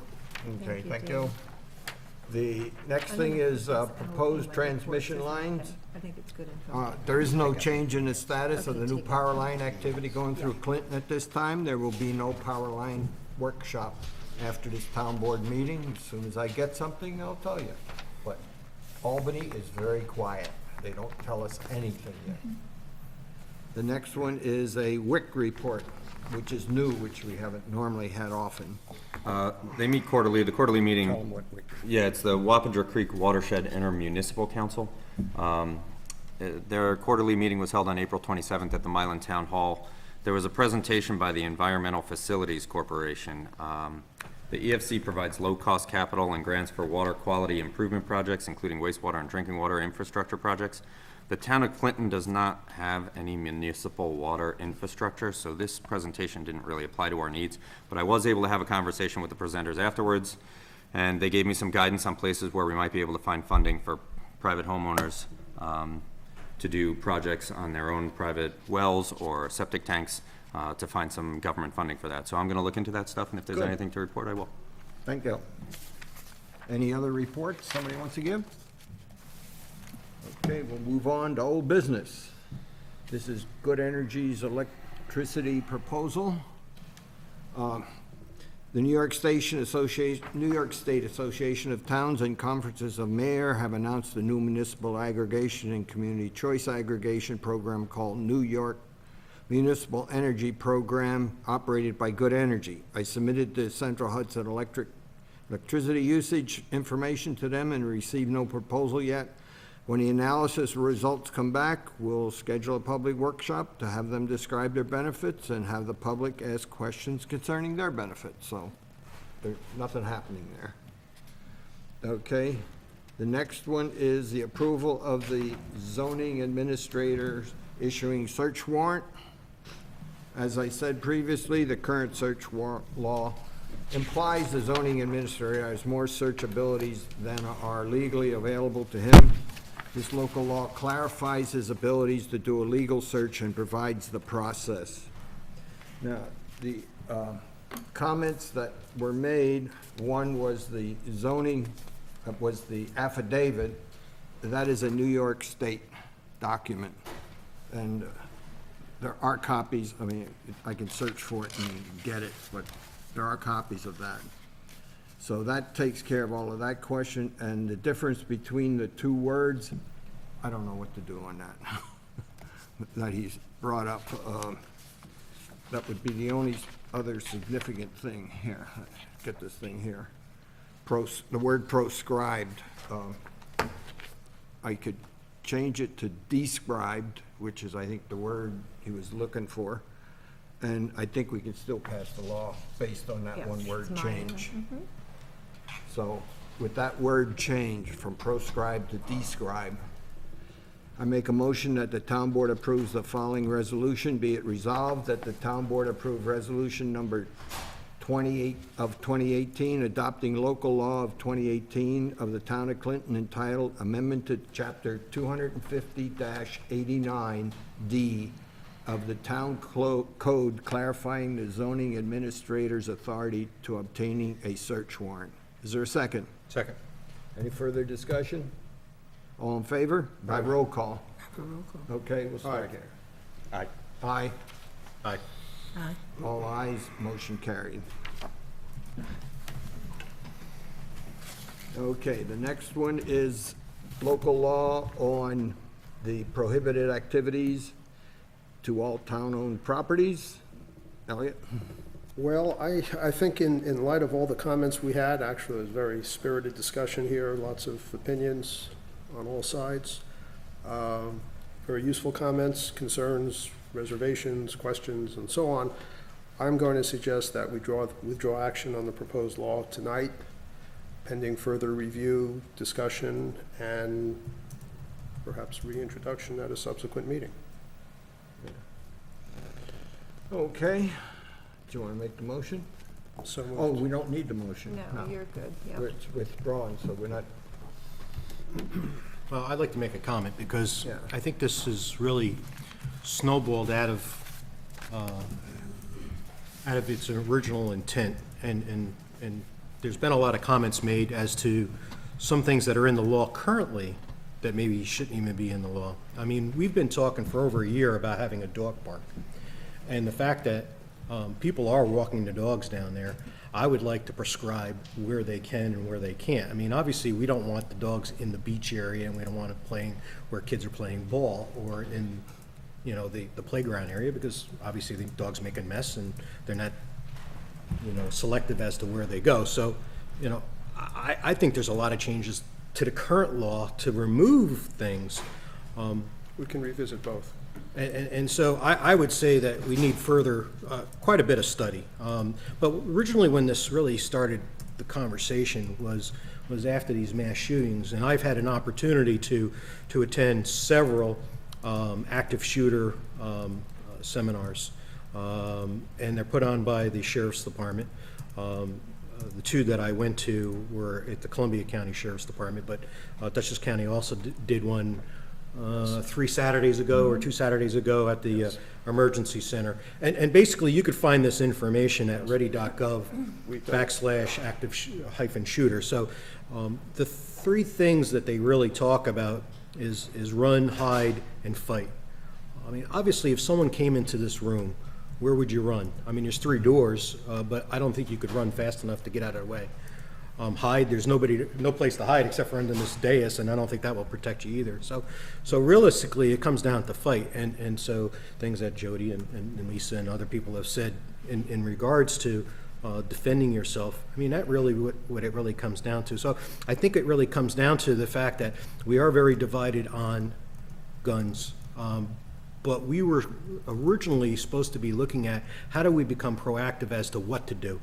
And to have maybe a seminar and have someone come in and talk about that would be the right thing to do. Passing a law which restricts people's rights is not the right thing to do, as far as my opinion. Until we have all the facts, until we know all the things. I've said from day one, if we're going to ban people from having guns, then we really need to have someone at the door to guard people. I mean, that's just, you know, my personal opinion is that we're sitting ducks, especially us being sitting up here most of the time with an empty audience. We're sitting ducks most of the time. So to have someone come in that door, you don't know who's coming in that door. I mean, the fact that people are sitting in this audience right now, and some of them may even have guns, we don't know that because concealed carry people carry guns all the time, and you just don't know. They're amongst you, whether it be at the shop, the store, or wherever. I mean, these were all mentioned. I mean, I wrote down all the comments that, you know, people said, and, you know, there's quite a few comments, and found a lot of good things were mentioned on both sides. And even Russ brought up this sounding of the horn for the horses, and that's one of the things, because I do the defensive driving class, that I do talk about as well. It's just really a matter of understanding the whole situation, rather than being reactionary to making a law that really has no protections, and it's just, someone said the word feel good. I think that's really where the problem is, that just because it feels good doesn't make it good. But one of the things that the park does say is already covered by New York State Conservation Law. So one of the things that New York State Conservation Law says, that you cannot discharge a firearm within 500 feet of a school, playground, occupied factory, church, dwelling, farm building, structure. So it already covers parks. So you can't hunt or shoot or anything, whether it be a gun or a bow and arrow or a crossbow. These are all covered under conservation law, as well as the transportation of a vehicle. So the transportation of a firearm is to be unloaded both in chamber and magazine. A crossbows is to be unloaded and broken down. So there's a lot of things that are already covered, and I have a feeling that our park rules really kind of developed out of that. And so when we make these decisions, we don't need to be duplicitous and copy things that are already in effect. That stir up the audience and make people concerned. And I would say that maybe we should have a study more than just coming up with a new regulation. May I respond? Yeah, go ahead. Please. Okay. First of all, several things. Number one, we are in touch with Joe Ryan, who is with the was it emergency services or whatnot, about organizing a workshop in this area. Got a shooter Exactly. seminar, right? So, Active shooter. And he will Active let us, shooter. he will let us know on that. Okay, that's for what it's worth. I take issue with almost everything you said. Not worth getting involved in that here. So obviously, we have different opinions. I don't think this law is, I don't think a law of this type is useless. I think it's important, and I think it sends a message. And as I said earlier, most people are law-abiding and will follow it. Not everybody. That doesn't mean you need to have somebody standing at the door frisking everybody. No one ever said that. No one ever said anything about metal detectors. You don't need a sign saying gun-free zone. You do. No, you don't. Everybody That's is not- entitled to carry a gun. Hey, Nothing from the audience. Everybody's Come on, you had entitled your- to carry you a had your gun chance. by their license unless they're told otherwise. So We have if you the want right- people to We have be the right to responsive prohibit. to not come in this building, then you better inform them. We have the right to prohibit on our property, regardless of what the other law says. We have the right to tell people you cannot bring a gun into town hall. Just going to make people criminals. I just can't go along with that. I would say that in the Heller decision, the Supreme Court said that individuals have the right to keep and bear arms. I do not dispute that. But they did it while sitting at the bench of the Supreme Court where you are prohibited from carrying firearms into that building. And they have an armed guard at the door, so are we going to put an armed guard at this door? I understand that. Well, I mean, I'm just saying. every what- place what that you cite as far as having no guns also have armed guards to make sure that nobody comes in with the gun. What I would like to address, though, there is, as you said, they're going to do the active shooter training. They're trying to organize that. I don't want anybody to think that that we believe this law is going to solve all problems. No. There is not a single problem in this town or in this country or state that can be solved by one thing. It will take numerous small actions. This is one of those actions. Active shooter training is another one of those actions. There are many different ways to solve problems. And so to act as if we're trying to solve this overarching gun problem in our country with one law in the town of Clinton at the town hall, that's silly. Secondly, we keep talking about mass shooters and all these active shooters. We can talk about that because it's the sexy thing on the news all the time. But there are accidents. There are gun accidents. People, it'll drop out of your holster and land on the ground and go off. And if you're in the library and a little kid gets shot, where's the town at then? I mean, there are accidents. There's just... How many has that happened? I mean, you look at the sign here, 1788. I For 230 years, this town has been an active community, and I haven't heard of one incident of a And gun since falling out of someone's 1788 shoulder. until the last decade, we haven't had more guns in this country than we did people until just the last decade. So there's a lot more guns Well, now. that's because less people are having them. Okay, I'd like to say something. Yes. First of all, I think we all agree, based on the input, I mean, I was keeping hashtag, pros, cons. It's a split community here. It's an emotional issue. How do you tackle that? Certainly what we have is not adequate, okay? There's a couple things we can do. We can go back, take the input, look at opportunities, look at options, and come up with something different, or come up with something that says we can't solve this problem. But while we're doing that, I would like to throw out something else. I know, Elliot, you and I are both working on the active shooter thing, so we probably ought to pool who we talk to. But I would also like to commit to look at all kinds of seminars, forums, opportunities for this community to bring it into the community for disasters, for this kind of thing, for whatever's available, for drugs. I mean, drugs are rampant in our community and elsewhere with our young people. I just attended a seminar where they make all of the services available to the community, and I would suspect there's a lot of us that don't know what's available to help individuals. So I'd like to commit to look at bringing a lot of those forums and seminars into our community and to open it up for everyone. That isn't going to solve this particular issue, but the more we know, The more we know how to react, the more we know how to be vigilant, the more we know how to report, the more these things happen, the more safe our community is going to be. So if I would like to commit to do that while we're trying to work on what the solution to this is. Okay? Okay, I just want to make a comment about the existing law as it was written and started this whole commotion. That was written probably in the second issue of the zoning law, which was in the early 70s, 1970s. It was thrown out in the courts because of an administrative thing, was rewritten, thrown out again, and finally stuck in, I think, 1984. But in that whole time, most of the passages were the same. All they did was just change the date and resubmitted it, maybe a few words here and there. So what you saw listed for the parks in the basic law has been in existence for a long time. And I think, as Dean was saying, oh, well, yeah, there's new laws and all.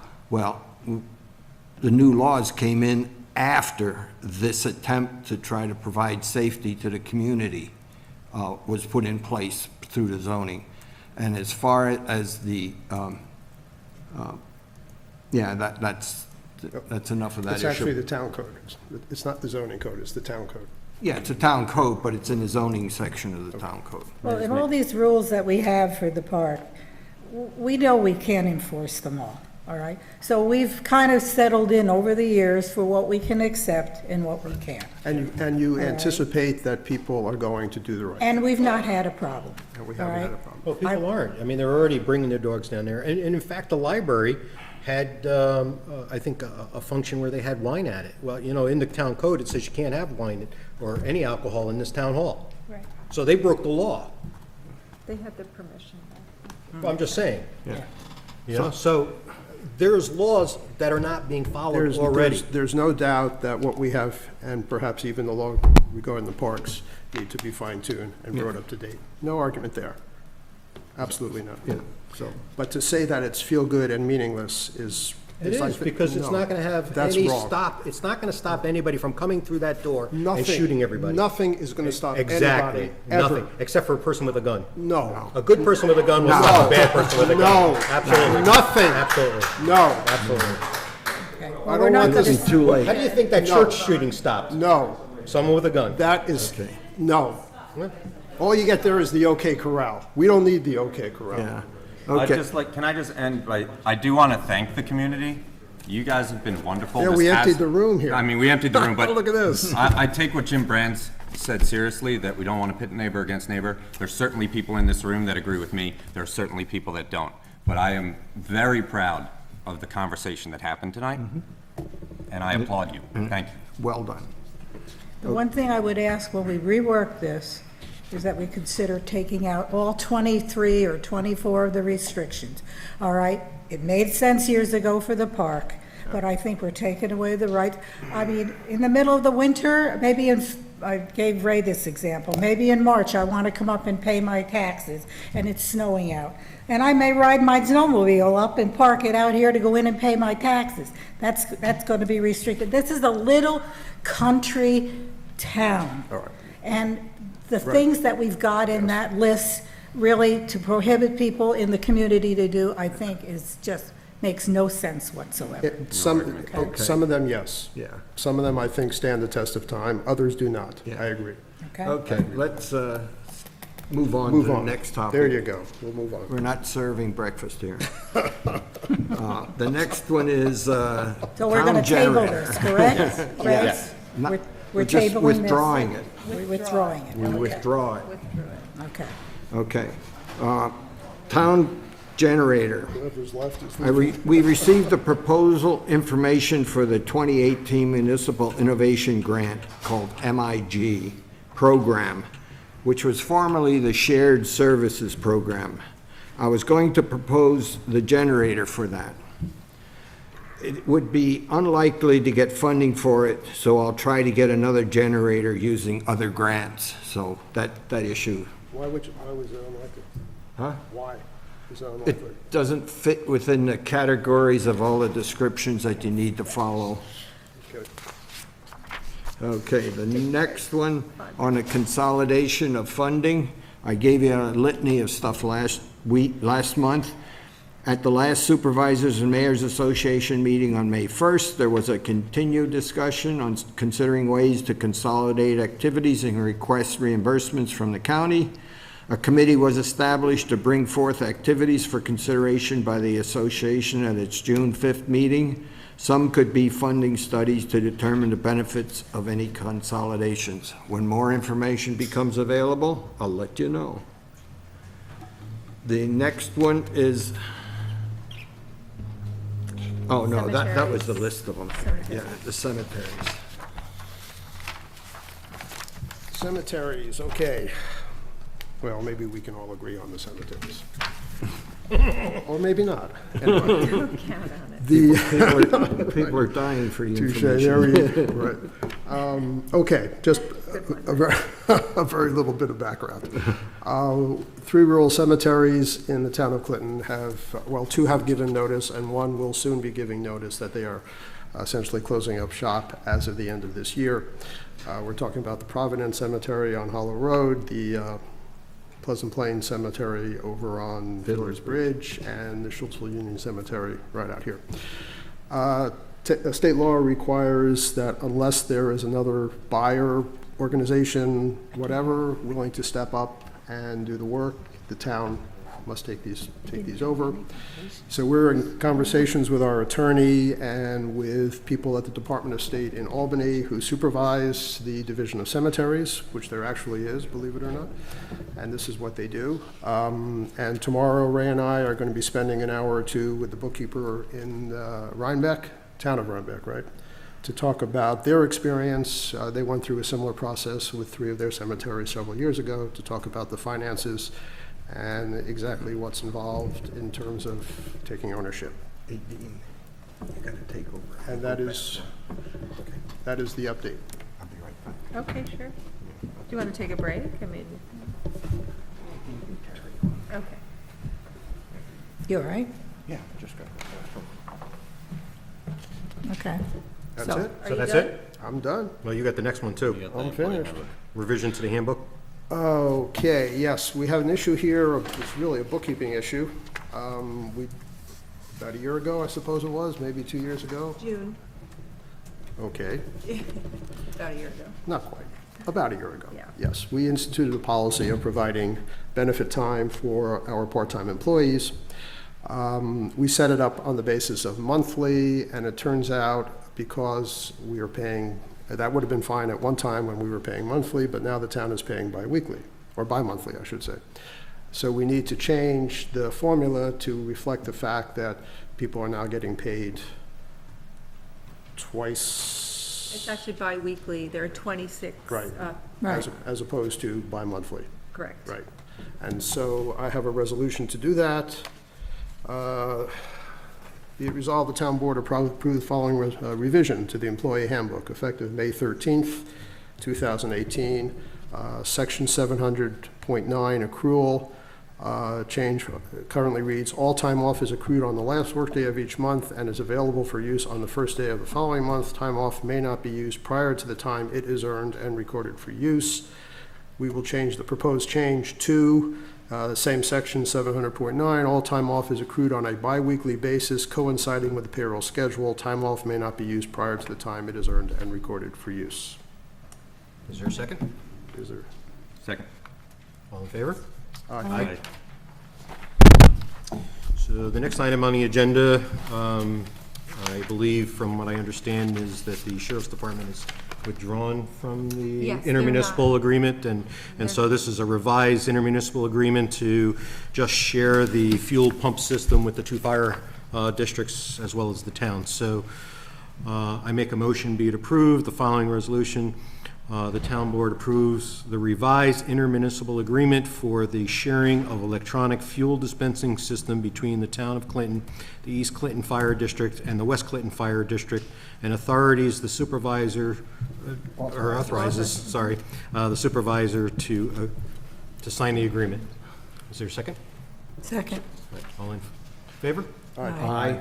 Motion carried. Number 9 now. Yep. Okay. SAM grants. We went on bidding process on this, and unfortunately, didn't go well. So what happened is, the bid came in with costs much too high, so the bid packages has been reduced in the scope of the work to bring the costs more in line with the grant funds. It will be rebidded and awarded at the June 12th Town Board meeting. So we have to reject the single bid and then go out for a rebid, and that's what the next motion's all about, to keep it within the funding that we had gotten.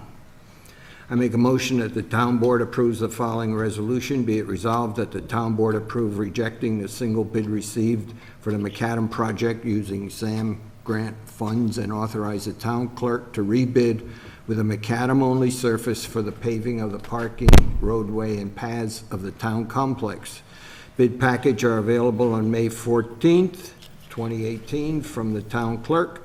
Sealed bids are due to the town clerk at 1215 Center Road, Rhinebeck, New York, 12512 by 10:15 a.m. on June 5th, 2018, opened at 10:30 a.m. on that date and awarded at the June 12th, 2018 Town Board meeting. Is there a second? Second.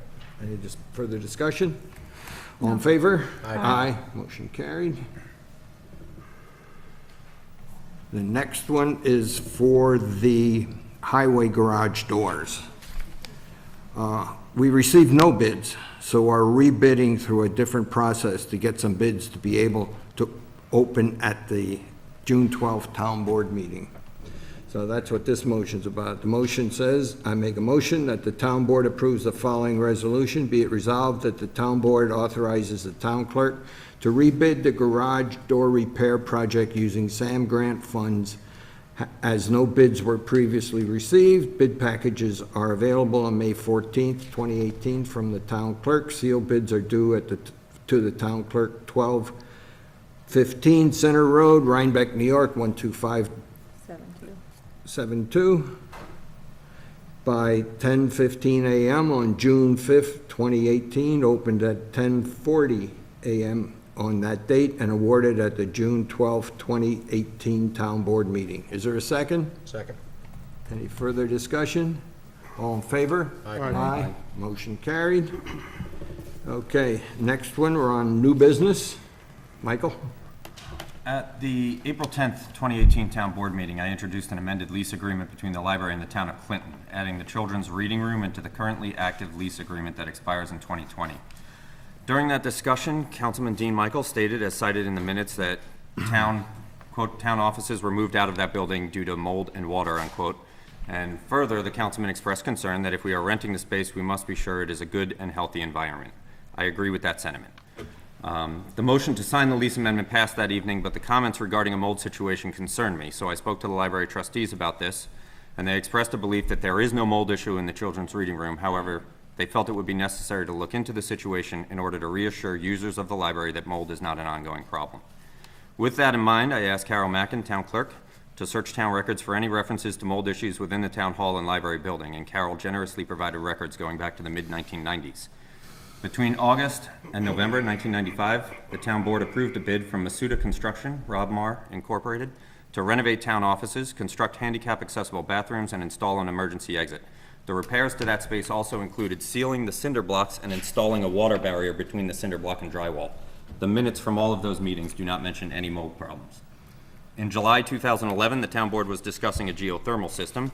During that discussion, Councilman Venezia referenced requests for more space, indicating that the town offices were cramped, creating an inefficient workspace.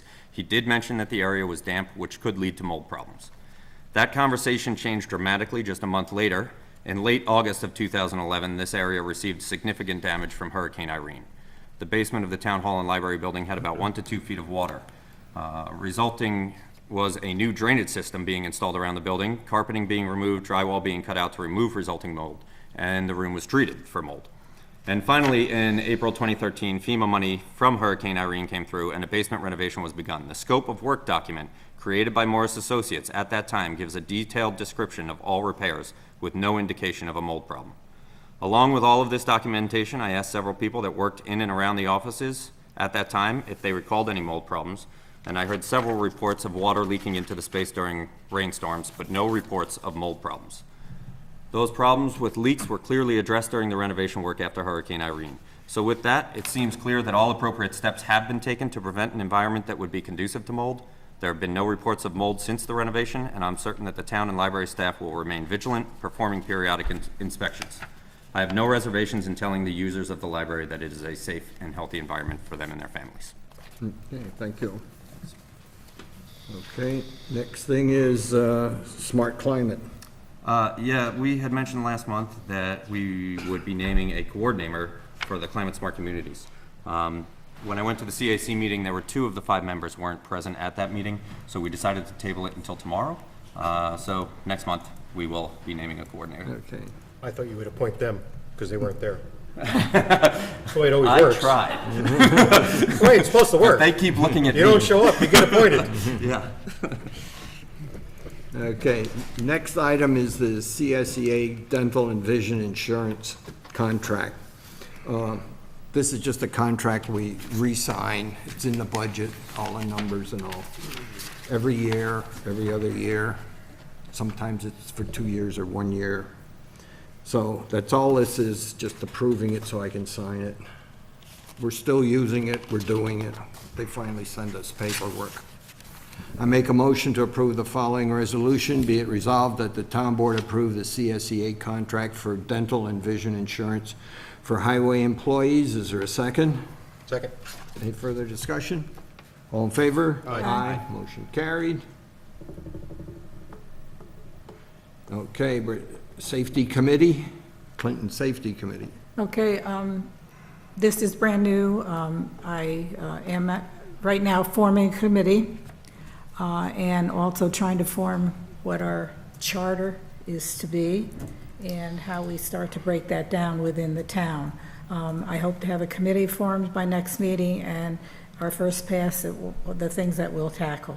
I've already asked Theron to be on the committee, obviously, because he's got a big exposure in terms of not only safety with equipment, but OSHA requirements, et cetera. And I am asking a few other people to sit on the committee. So by next month, I should have something a little more concrete for everyone. Okay, we'll bring it up and talk about it next month. Okay, next thing is approve the 284 agreement. No, AED is my mistake. I don't check them all out. Okay, AED. This is interesting. Until all the batteries went ding, ding, ding, ding, ding in all 3 machines, we were happy. What happened was all the existing batteries in the 3 AEDs died and need to be replaced. As we're getting into the summer season and everything else, we need them. We were able to get a price reduction of $100 to $299 per battery. We also need another AED in the Masonic Hall building, and we'll buy one with a $300 price reduction to $1,145. So we got to buy them sole source because they fit certain machines. You can't take, they're not like C cells or D cells or something that fit any place. So I make a motion to approve the following resolution. Be it resolved that the town board approve the purchase of 3 AED batteries and 1 additional AED for a cost not to exceed $2,200 from AED Superstore. Is there a second? Second, question. Yep. How long are these batteries supposed to last for? I mean, we're supposed to have a maintenance schedule, so No. how long are we supposed to change out the pads and the batteries? Well, we do the pads, they're more frequent. The thing was, I can't remember, it's 3 or 4 years, they're all the same. And almost to the day, they died. Just like when you get a car in a warranty, 2 days after the warranty goes out, the car needs something. Well, this is what happened here. So that's... So we don't know a time schedule, or? Well, I mean, the pads should be on a regular schedule. Oh, yeah, right? we put pads in. We've been buying pads all the time. We Right. just And overlook the the batteries batteries. are not like on a trickle charge or anything? or- Nope. They just sit all by their lonesome in a white cabinet there. And that's the way all AEDs are. I mean, I know of no trickle charge AEDs. So is there like a voltage regulator that we know Nothing. it's like, Nothing. like a fire extinguisher has Yeah. a green and a red, so we don't even know if they're good or not? Only So when they it goes ding, ding, ding, ding.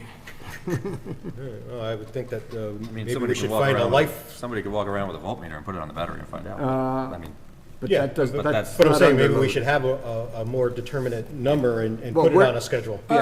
What we're going to do is include the monitoring and the Yeah. control of that under the safety Right. guys, okay? And I know Denise is in contact with several people to determine, A, do we need one for every ballpark? There was a question about that, which means we'd have to purchase more in the future.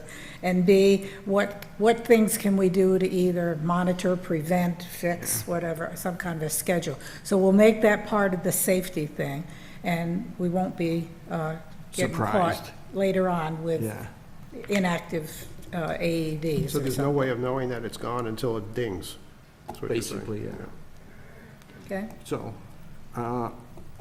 so you had a second. We had a second. All in favor? Aye.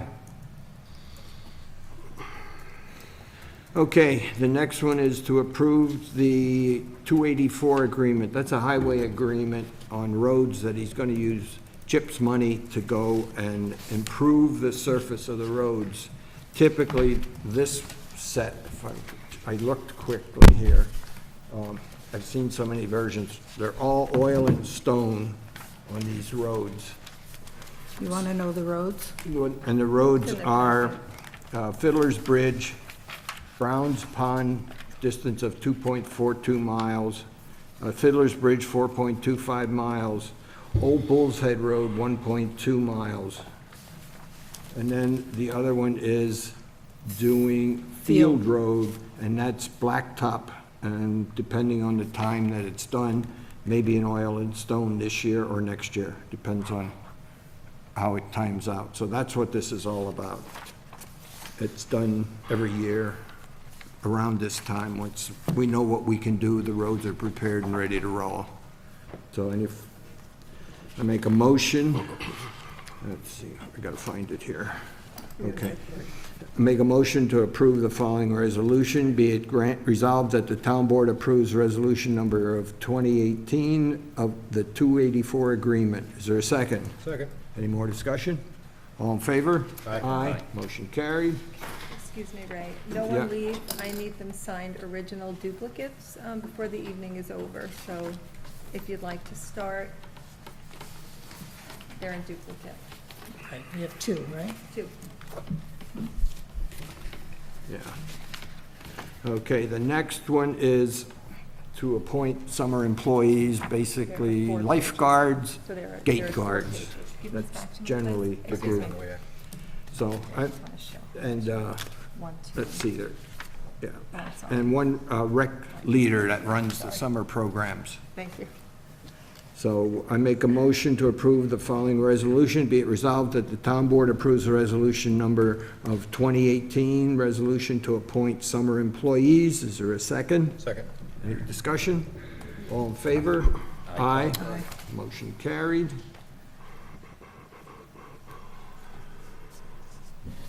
Okay. Next one is purchase of Thank you. a vibrating roller and tilt trailer. Theron and I met with the supervisors and highway superintendents to purchase a 20-ton tilt trailer and a 12-ton dirt roller to compact the dirt roads after they are rebuilt each spring and on other occasions when needed. The towns of Clinton, Milan, and Northeast have a total of 28 miles of dirt road. And the 2018 Municipal Innovation Grant, which is shared services, I don't know why they changed it, we will purchase the equipment. The grant proposal must be submitted by June 1st, so we're working diligently to get it in place. So I make a motion to approve the following resolution. Be it resolved that the town board approves the purchase of a Towmaster 20-ton tilt trailer and a 12-ton vibrating dirt roller with the towns of Clinton, Milan, and Northeast using municipal innovation shared service funds. Is there a second? Second. Any further discussion? Do these get split 3 ways, or is it based on the number? The usage gets split on a rotating basis as needed. Okay. And it's an intermunicipal agreement. If we get the money, Right. then we got to do that, and that'll be another document we got to provide. All in favor? Aye. Aye. Motion carried. So, resignations, appointments. We did sort of an appointment up early for the summer employees, so we don't have to do that. We're into warrants. I make a motion be resolved, the town board approves the May general fund warrant vouchers number 148 through 203 A through G, totaling $1,141,545.97. Wow. And the May highway fund warrant vouchers 95 through 109 A, totaling $59,789.23. Is there a second? Second. All in favor? Aye. Aye. Motion carried. I'd like to just explain that warrant includes the monies that the town tax collector collected and then was distributed to East Clinton Fire, West Clinton Fire, and the county as Oh, well. okay. So, That yeah. makes a big We difference. have to prove that we took it in and that then we take it out. dispersed Take it out, yeah. And the warrant does that. Okay, supervisor's report. This is incidental to the supervisor's report, but a type of action like that. The AUD, which is your business annual report, if you run a business or you have stock in IBM or New York Tel or whatever, okay, you get one of these. So we have to do that, and we send it to the state controller. So that was filed for the fiscal year ending December 31st, 2017, for all of the expenses in 2017. So that's done. Now, the other one is, as we said in previous town board meetings this year, that we really didn't approve any of the supervisors' reports because we had to do the ending of December 2017, because everything changed after that. You know, you change one number up there, everything else changes. So that was done when they completed the audit, AUD thing. So now we got a whole bunch of those supervisors' reports, which were generated on a monthly basis based on the activities that occurred in each month. I make a motion to approve the final versions of the December 2017, January 2018, February 2018, March 2018, and April 2018 supervisors' reports. Is there a second? Second. Any further discussion? All in favor? Aye. Motion carried. The next is motion to move funds. We got to move things around. We're not perfect every year on each line when you consider there's like about 300 lines. We do our best, but we sometimes got to do that. It's not increasing taxes or changing, it's just moving it within a pile of money that exists in the budget. I make a motion to approve the following resolution. Be it resolved that the town board approves the resolution number of 2018, a motion to move funds at the May 8th, 2018 meeting. Is there a second? Second. Any further discussion? All in favor? Aye. Aye. Motion carried. Do we have any other discussion items here I'd at the just moment? like to throw something out that we're working on. I'm really big on community pride. I think this community has a lot of talent and a lot of people who just love this community. So one of the things we're looking at is to maybe have some kind of a meeting in Franmark Park where we talk about how we can better utilize the parks we have, which we're very fortunate to have more than most little towns, and ideas to kind of bring back the activities that we've lost over the years as a community, okay? So if anyone is interested in either giving input serving on maybe a little committee or attending this kind of thing, I would ask them to get in touch with myself or Dan Harkenrider, the director of the parks or the recreation. And I think we're going to try to do this within the next 30 days. Okay? So I would ask people to give some thought to our community and doing something besides just making rules and regulations, et cetera. Okay? I think tonight might be a good time to talk about community pride and how we come together. That's it. Okay, thank you. Does anybody want to talk and come? Okay, we'll open it up. I just want to, sometimes people don't, so that's why I ask. I make a motion to open the meeting to public discussion. Is there a second? Second. All in favor? Aye. Motion carried. Okay, the same rules we had before. Come on up, your name, talk into the microphone. Jody? No. Yeah, that's Jody. Yeah, That's- you You got the right changed one this chairs time. on me. Jody Rathjen, Pumpkin Lane. I want to say thank you for tabling that proposed law. I think it was made very clear by both sides tonight that a lot of work needs to be done to it. I really think it is very reasonable to throw the whole thing out, start over again with, and apply to this law as well as any other laws. There seem to have been a lot of them proposed over the last 6 months here. What is reasonable? What is enforceable and what truly works in this community? I have lived here for 30 years, more than half my life. I grew up in Hyde Park, but a lot of my friends lived out here. Look around, look at the camo you see during hunting season, worn by probably 90% of this community. This is a community of hunters. I know there's a lot of people out there who are not, but a lot of times, you know, what is the practicality of some of these portions of the law? I think if anything that you're proposing is already covered by a state law, it's redundant and it's a waste of time for our local police or whatever to have to manage. There are people in this community who like nothing more than to know the nitty-gritty of every little law and try to run around and cause problems for others, and it's just busy work for the police. You talk about using the honor system. We think that people will be honorable.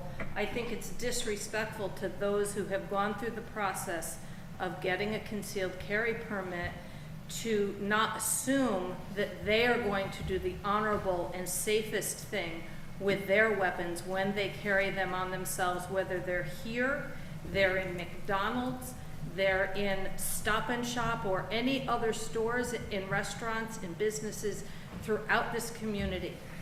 I think you need to be reasonable on this. I know this is a hot topic, okay? One question I have, I am one of those weird people who happens to sit home and watches these meetings at home on TV versus usually coming here. I have kids, I have work. What happened to last month's meeting? March meeting was played throughout April. So any of the word, that's really the only way word gets out in this community, what's going on. So any of the word of this gun-free zone law hitting the town and people who might catch it on that TV, I didn't see it. Did I miss something? But It was not there. There was a technical glitch. We don't know how it occurred. It's been done. I reported on it under supervisor's comments at the very beginning, this whole issue. And we're going to see if we can retrieve it and put it back on. But the only major discussion point during the public comment section there was wanting, the people come up and almost everyone said they want to have a public hearing on this prohibited law. But then the people at home, that was the handful of people in this room. Well, the majority of people at home weren't made aware of that. I am glad that you didn't vote on that tonight, because I think it would have been very wrong to vote on it if the town really hadn't had their typical method of information. You know, I guess you're telling me that nobody sitting up there has any idea what happened to that. we're trying to analyze it and understand the technical things so it doesn't happen again. that didn't answer my question, but, But Ray, the meeting was televised. Yeah, the meeting was The meeting was televised. televised, and the minutes are on the town website, and you But you could do that. You But could the go to town repeat website. on the scroller was not. The rebroadcast was not. But the meeting was, and the minutes are on the town website, and they tell you what happened at the meeting, even though Okay. the rebroadcast is not available.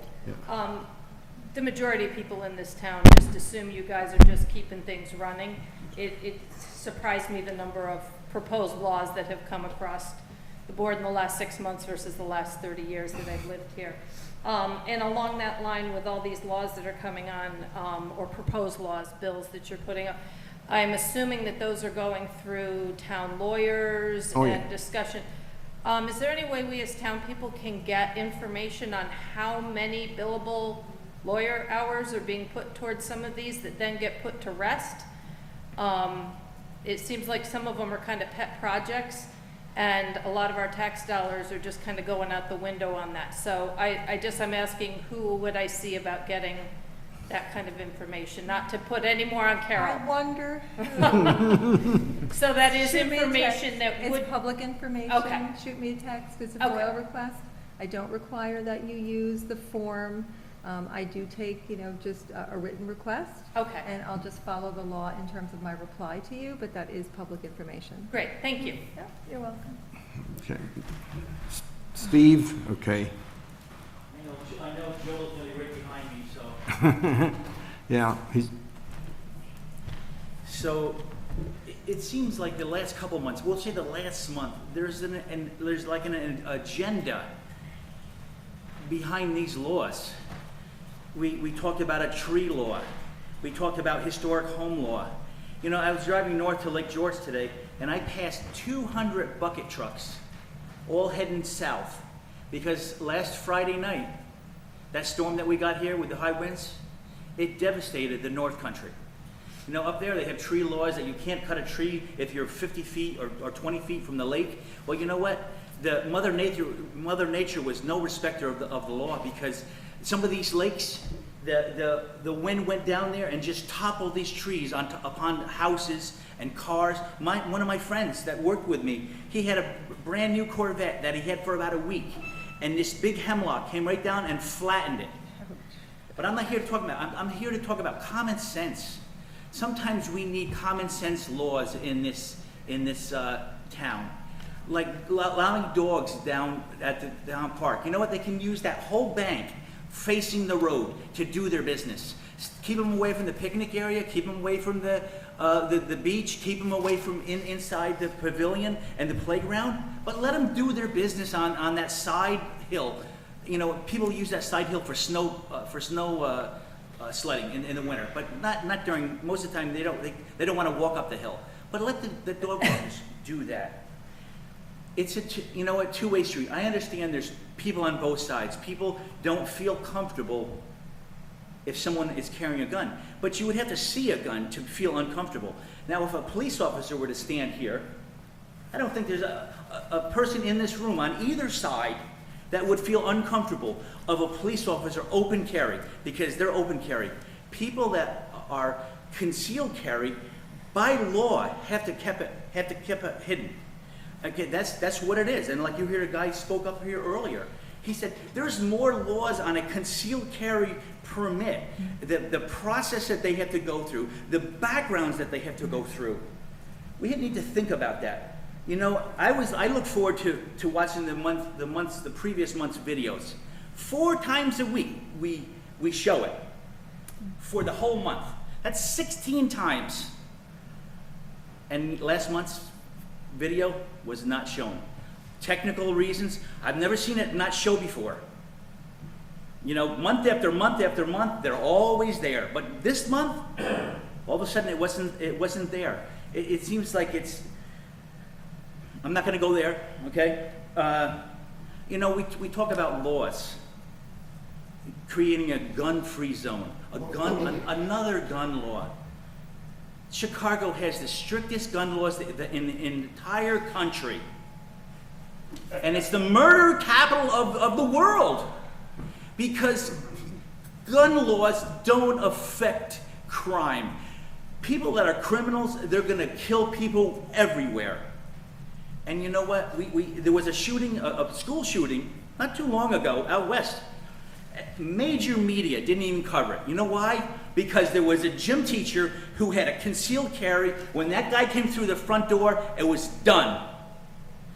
And that's because it's common sense. You know, we need to think about what we do and bring common sense back to the solution. You know what? A couple dogs in a car going to the recycling center doesn't bother anybody else. Why is it even on the books? We need to take it off the books, and we need to go through this current law that you have, that you've tabled, and look at everything, and maybe get the public to write in to you and say, hey, you should scratch this and you should change that, and you know what? Bring common sense back to this town and stop the agenda. Thank you so much. I appreciate it. Thank you. Okay, you were up early. Let's give Joel a chance. He made it here. He hasn't made many times here. Joel Tyner, 324 Brown Pond Road. Yeah, the Rhinebeck Village Board meeting is the second Tuesday of each month, so I try to hustle on over here as quickly as possible. I did a public forum here in this room a few months ago about Costco breaking contracts and the oil delivery company. And there was somebody from Allen Road. And this has been sort of an ongoing issue where a lot of people in the town of Clinton, the broadband exists, but it doesn't really exist. There's hardly any choice providers. And so I'm just putting it out there to the public, putting it to the town board. There's an organization called the Institute for Local Self-Reliance, ilsr.org. They have a branch called Municipal Networks, muninetworks.org. And I've already contacted them, already worked with the president of the Institute for Local Self-Reliance. And I don't think it'd be a bad idea for us to investigate. You know, I'm sure there's other people in this room who listen to Alan Chartock and WAMC religiously, like I do. And over and over again, we hear about Wired West and all these wonderful things that are happening in the western part of Massachusetts with broadband. And Chattanooga, you know, the local economy is doing awesome in Chattanooga because for the last decade or so, they've had municipal broadband. Just something to think about. Ray, you've been involved in the Northern Dutchess Alliance for a long time, about a decade or two. I just wanted to invite you and everybody in this room. You wanted to take those and pass it down. There's a guy named Michael Schumann who a decade ago authored a report for the Northern Dutchess Alliance called The Blueprint for Economic Development with Melissa Everett from Sustainable Hudson Valley and Ann Davis from the Marist College Bureau of Economic Research. And it talked about LOIS, locally owned import substitution. Oblong Books just came out with a report with Civic Economics a couple of years ago. If we just switch 10% of our spending from the chain stores and restaurants to the locally owned independent stores and restaurants, that would put $475 million a year into our local economy. This guy, Michael Schumann, I've been working with off and on. He is doing a free webinar with me, the Bard Center for Environmental Policy, Citizens for Local Power, Ray, you know them, Rethink Local, Northern Dutchess NAACP. All those folks I brought on board. And so it's this coming Monday, the 14th at 5:30. And whether you're an elected official or you're a town resident, or this guy is just amazing. He has tons and tons of ideas on how to revitalize Dutchess County, how to revitalize Northern Dutchess County. Hank Gross of MidHudsonNews.com just reported that the unemployment rate in Dutchess County is 4.5%, which is much higher than it was a year ago, 4.2%. We cannot afford to have a closed mind when it comes to innovative new economy, economic development. So I'm at 464-2245, 876-2488. It's a very long URL. I gave it to you, but if you want to be part of that bluejeans.com online webinar, there's only space, bandwidth for first come, first serve 100 people, let me know. If you go to pandatv23.org, I've always wanted public access TV for the town of Clinton, not just government access TV. But this past Saturday, I did forums with the Chatham Police Chief, Peter Volkman, in Poughkeepsie. We had Spectrum local news coverage, a few dozen people, didn't have that many people, Rhinebeck Town Hall. I'm asking anybody, you folks, anybody to please go to pandatv23.org because heroin epidemic The opiate problem is a very real problem all over Dutchess County, right here in the town of Clinton. And there are people, you know, Cornerstone, right? Cornerstone, basically in the town of Clinton, right? This is the insanity of what's going on. They are so darn effective in Chatham. This is a town of 4,000 people with 22 part-time police officers. They're so incredibly effective at not locking up heroin addicts and folks addicted to opiates, and they get them treatment, that people from northern Dutchess County for the last couple of years have to go to Chatham to make sure they get into a bed at Cornerstone. That is insanity.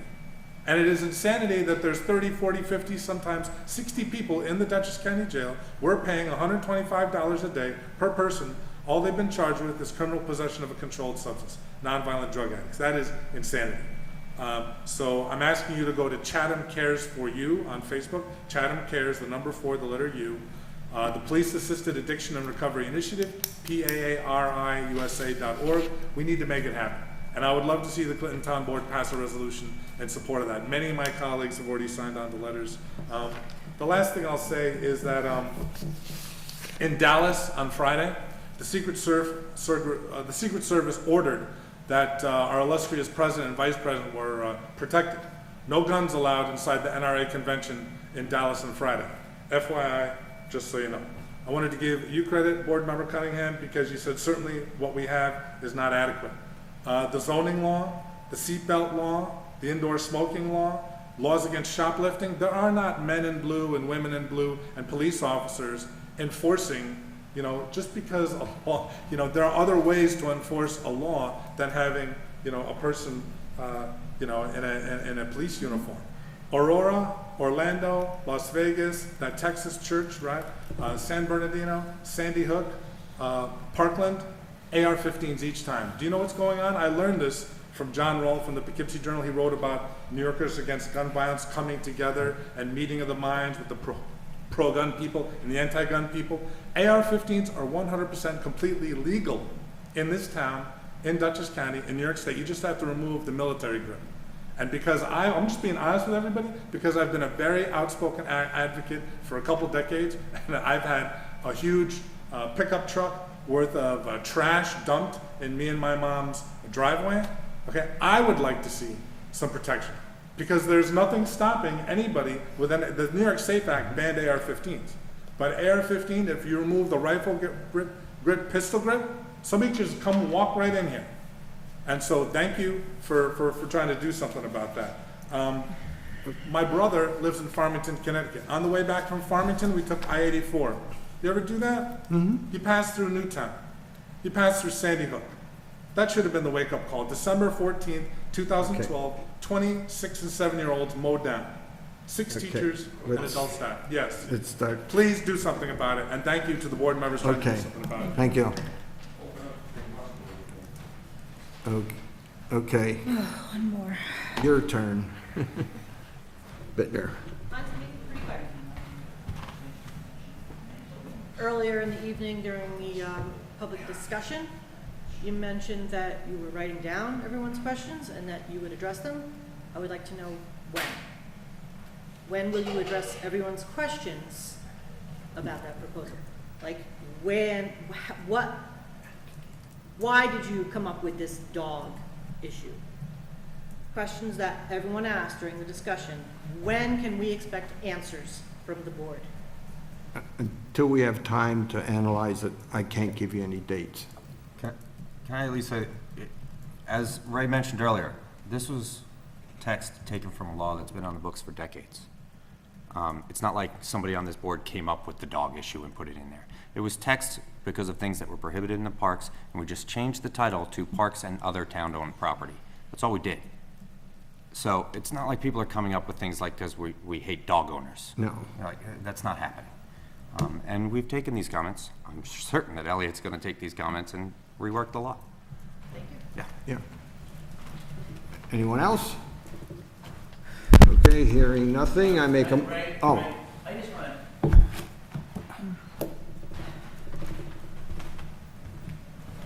You know, I'm a taxpayer here in this town, 30 years, and I would be mortified if my neighbor, if he was my neighbor and somebody dumped garbage in his driveway. I hope they caught the person and prosecuted the person. But you know, when he got up and he talked about all those shootings, I turned around and nicely said to Joel, the one thing that every one of those any one of those shootings, because they weren't all school shootings, had in common was that it had a person that had a mental illness. And until we deal with mental illness in this country and in this town, we have no right to create new laws to fix things, because every one of them is mental illness. And God bless those folks. They need help, and we should get them help. But creating another law on law-abiding citizens is crazy. It's an agenda. It's a leftist agenda that's sweeping the world. And you know what? It's time to say enough is enough. You know what? When good people do nothing, evil triumphs. There's a lot of evil out there, but if it's not good, if a good person, a good man or woman doesn't stand up, bad things will happen. There are people that will put their lives on the line to protect their fellow citizens, and I'm one of them. Okay, thank you. Thank you. Okay, I make a motion to return to regular order, no, I make a motion to return, to regular order of business. Is there a second? Second. All in favor? Aye. I make a motion that the town board adjourns the meeting. Is there a second? Second. All in favor? Aye. Aye. Aye. Motion carried.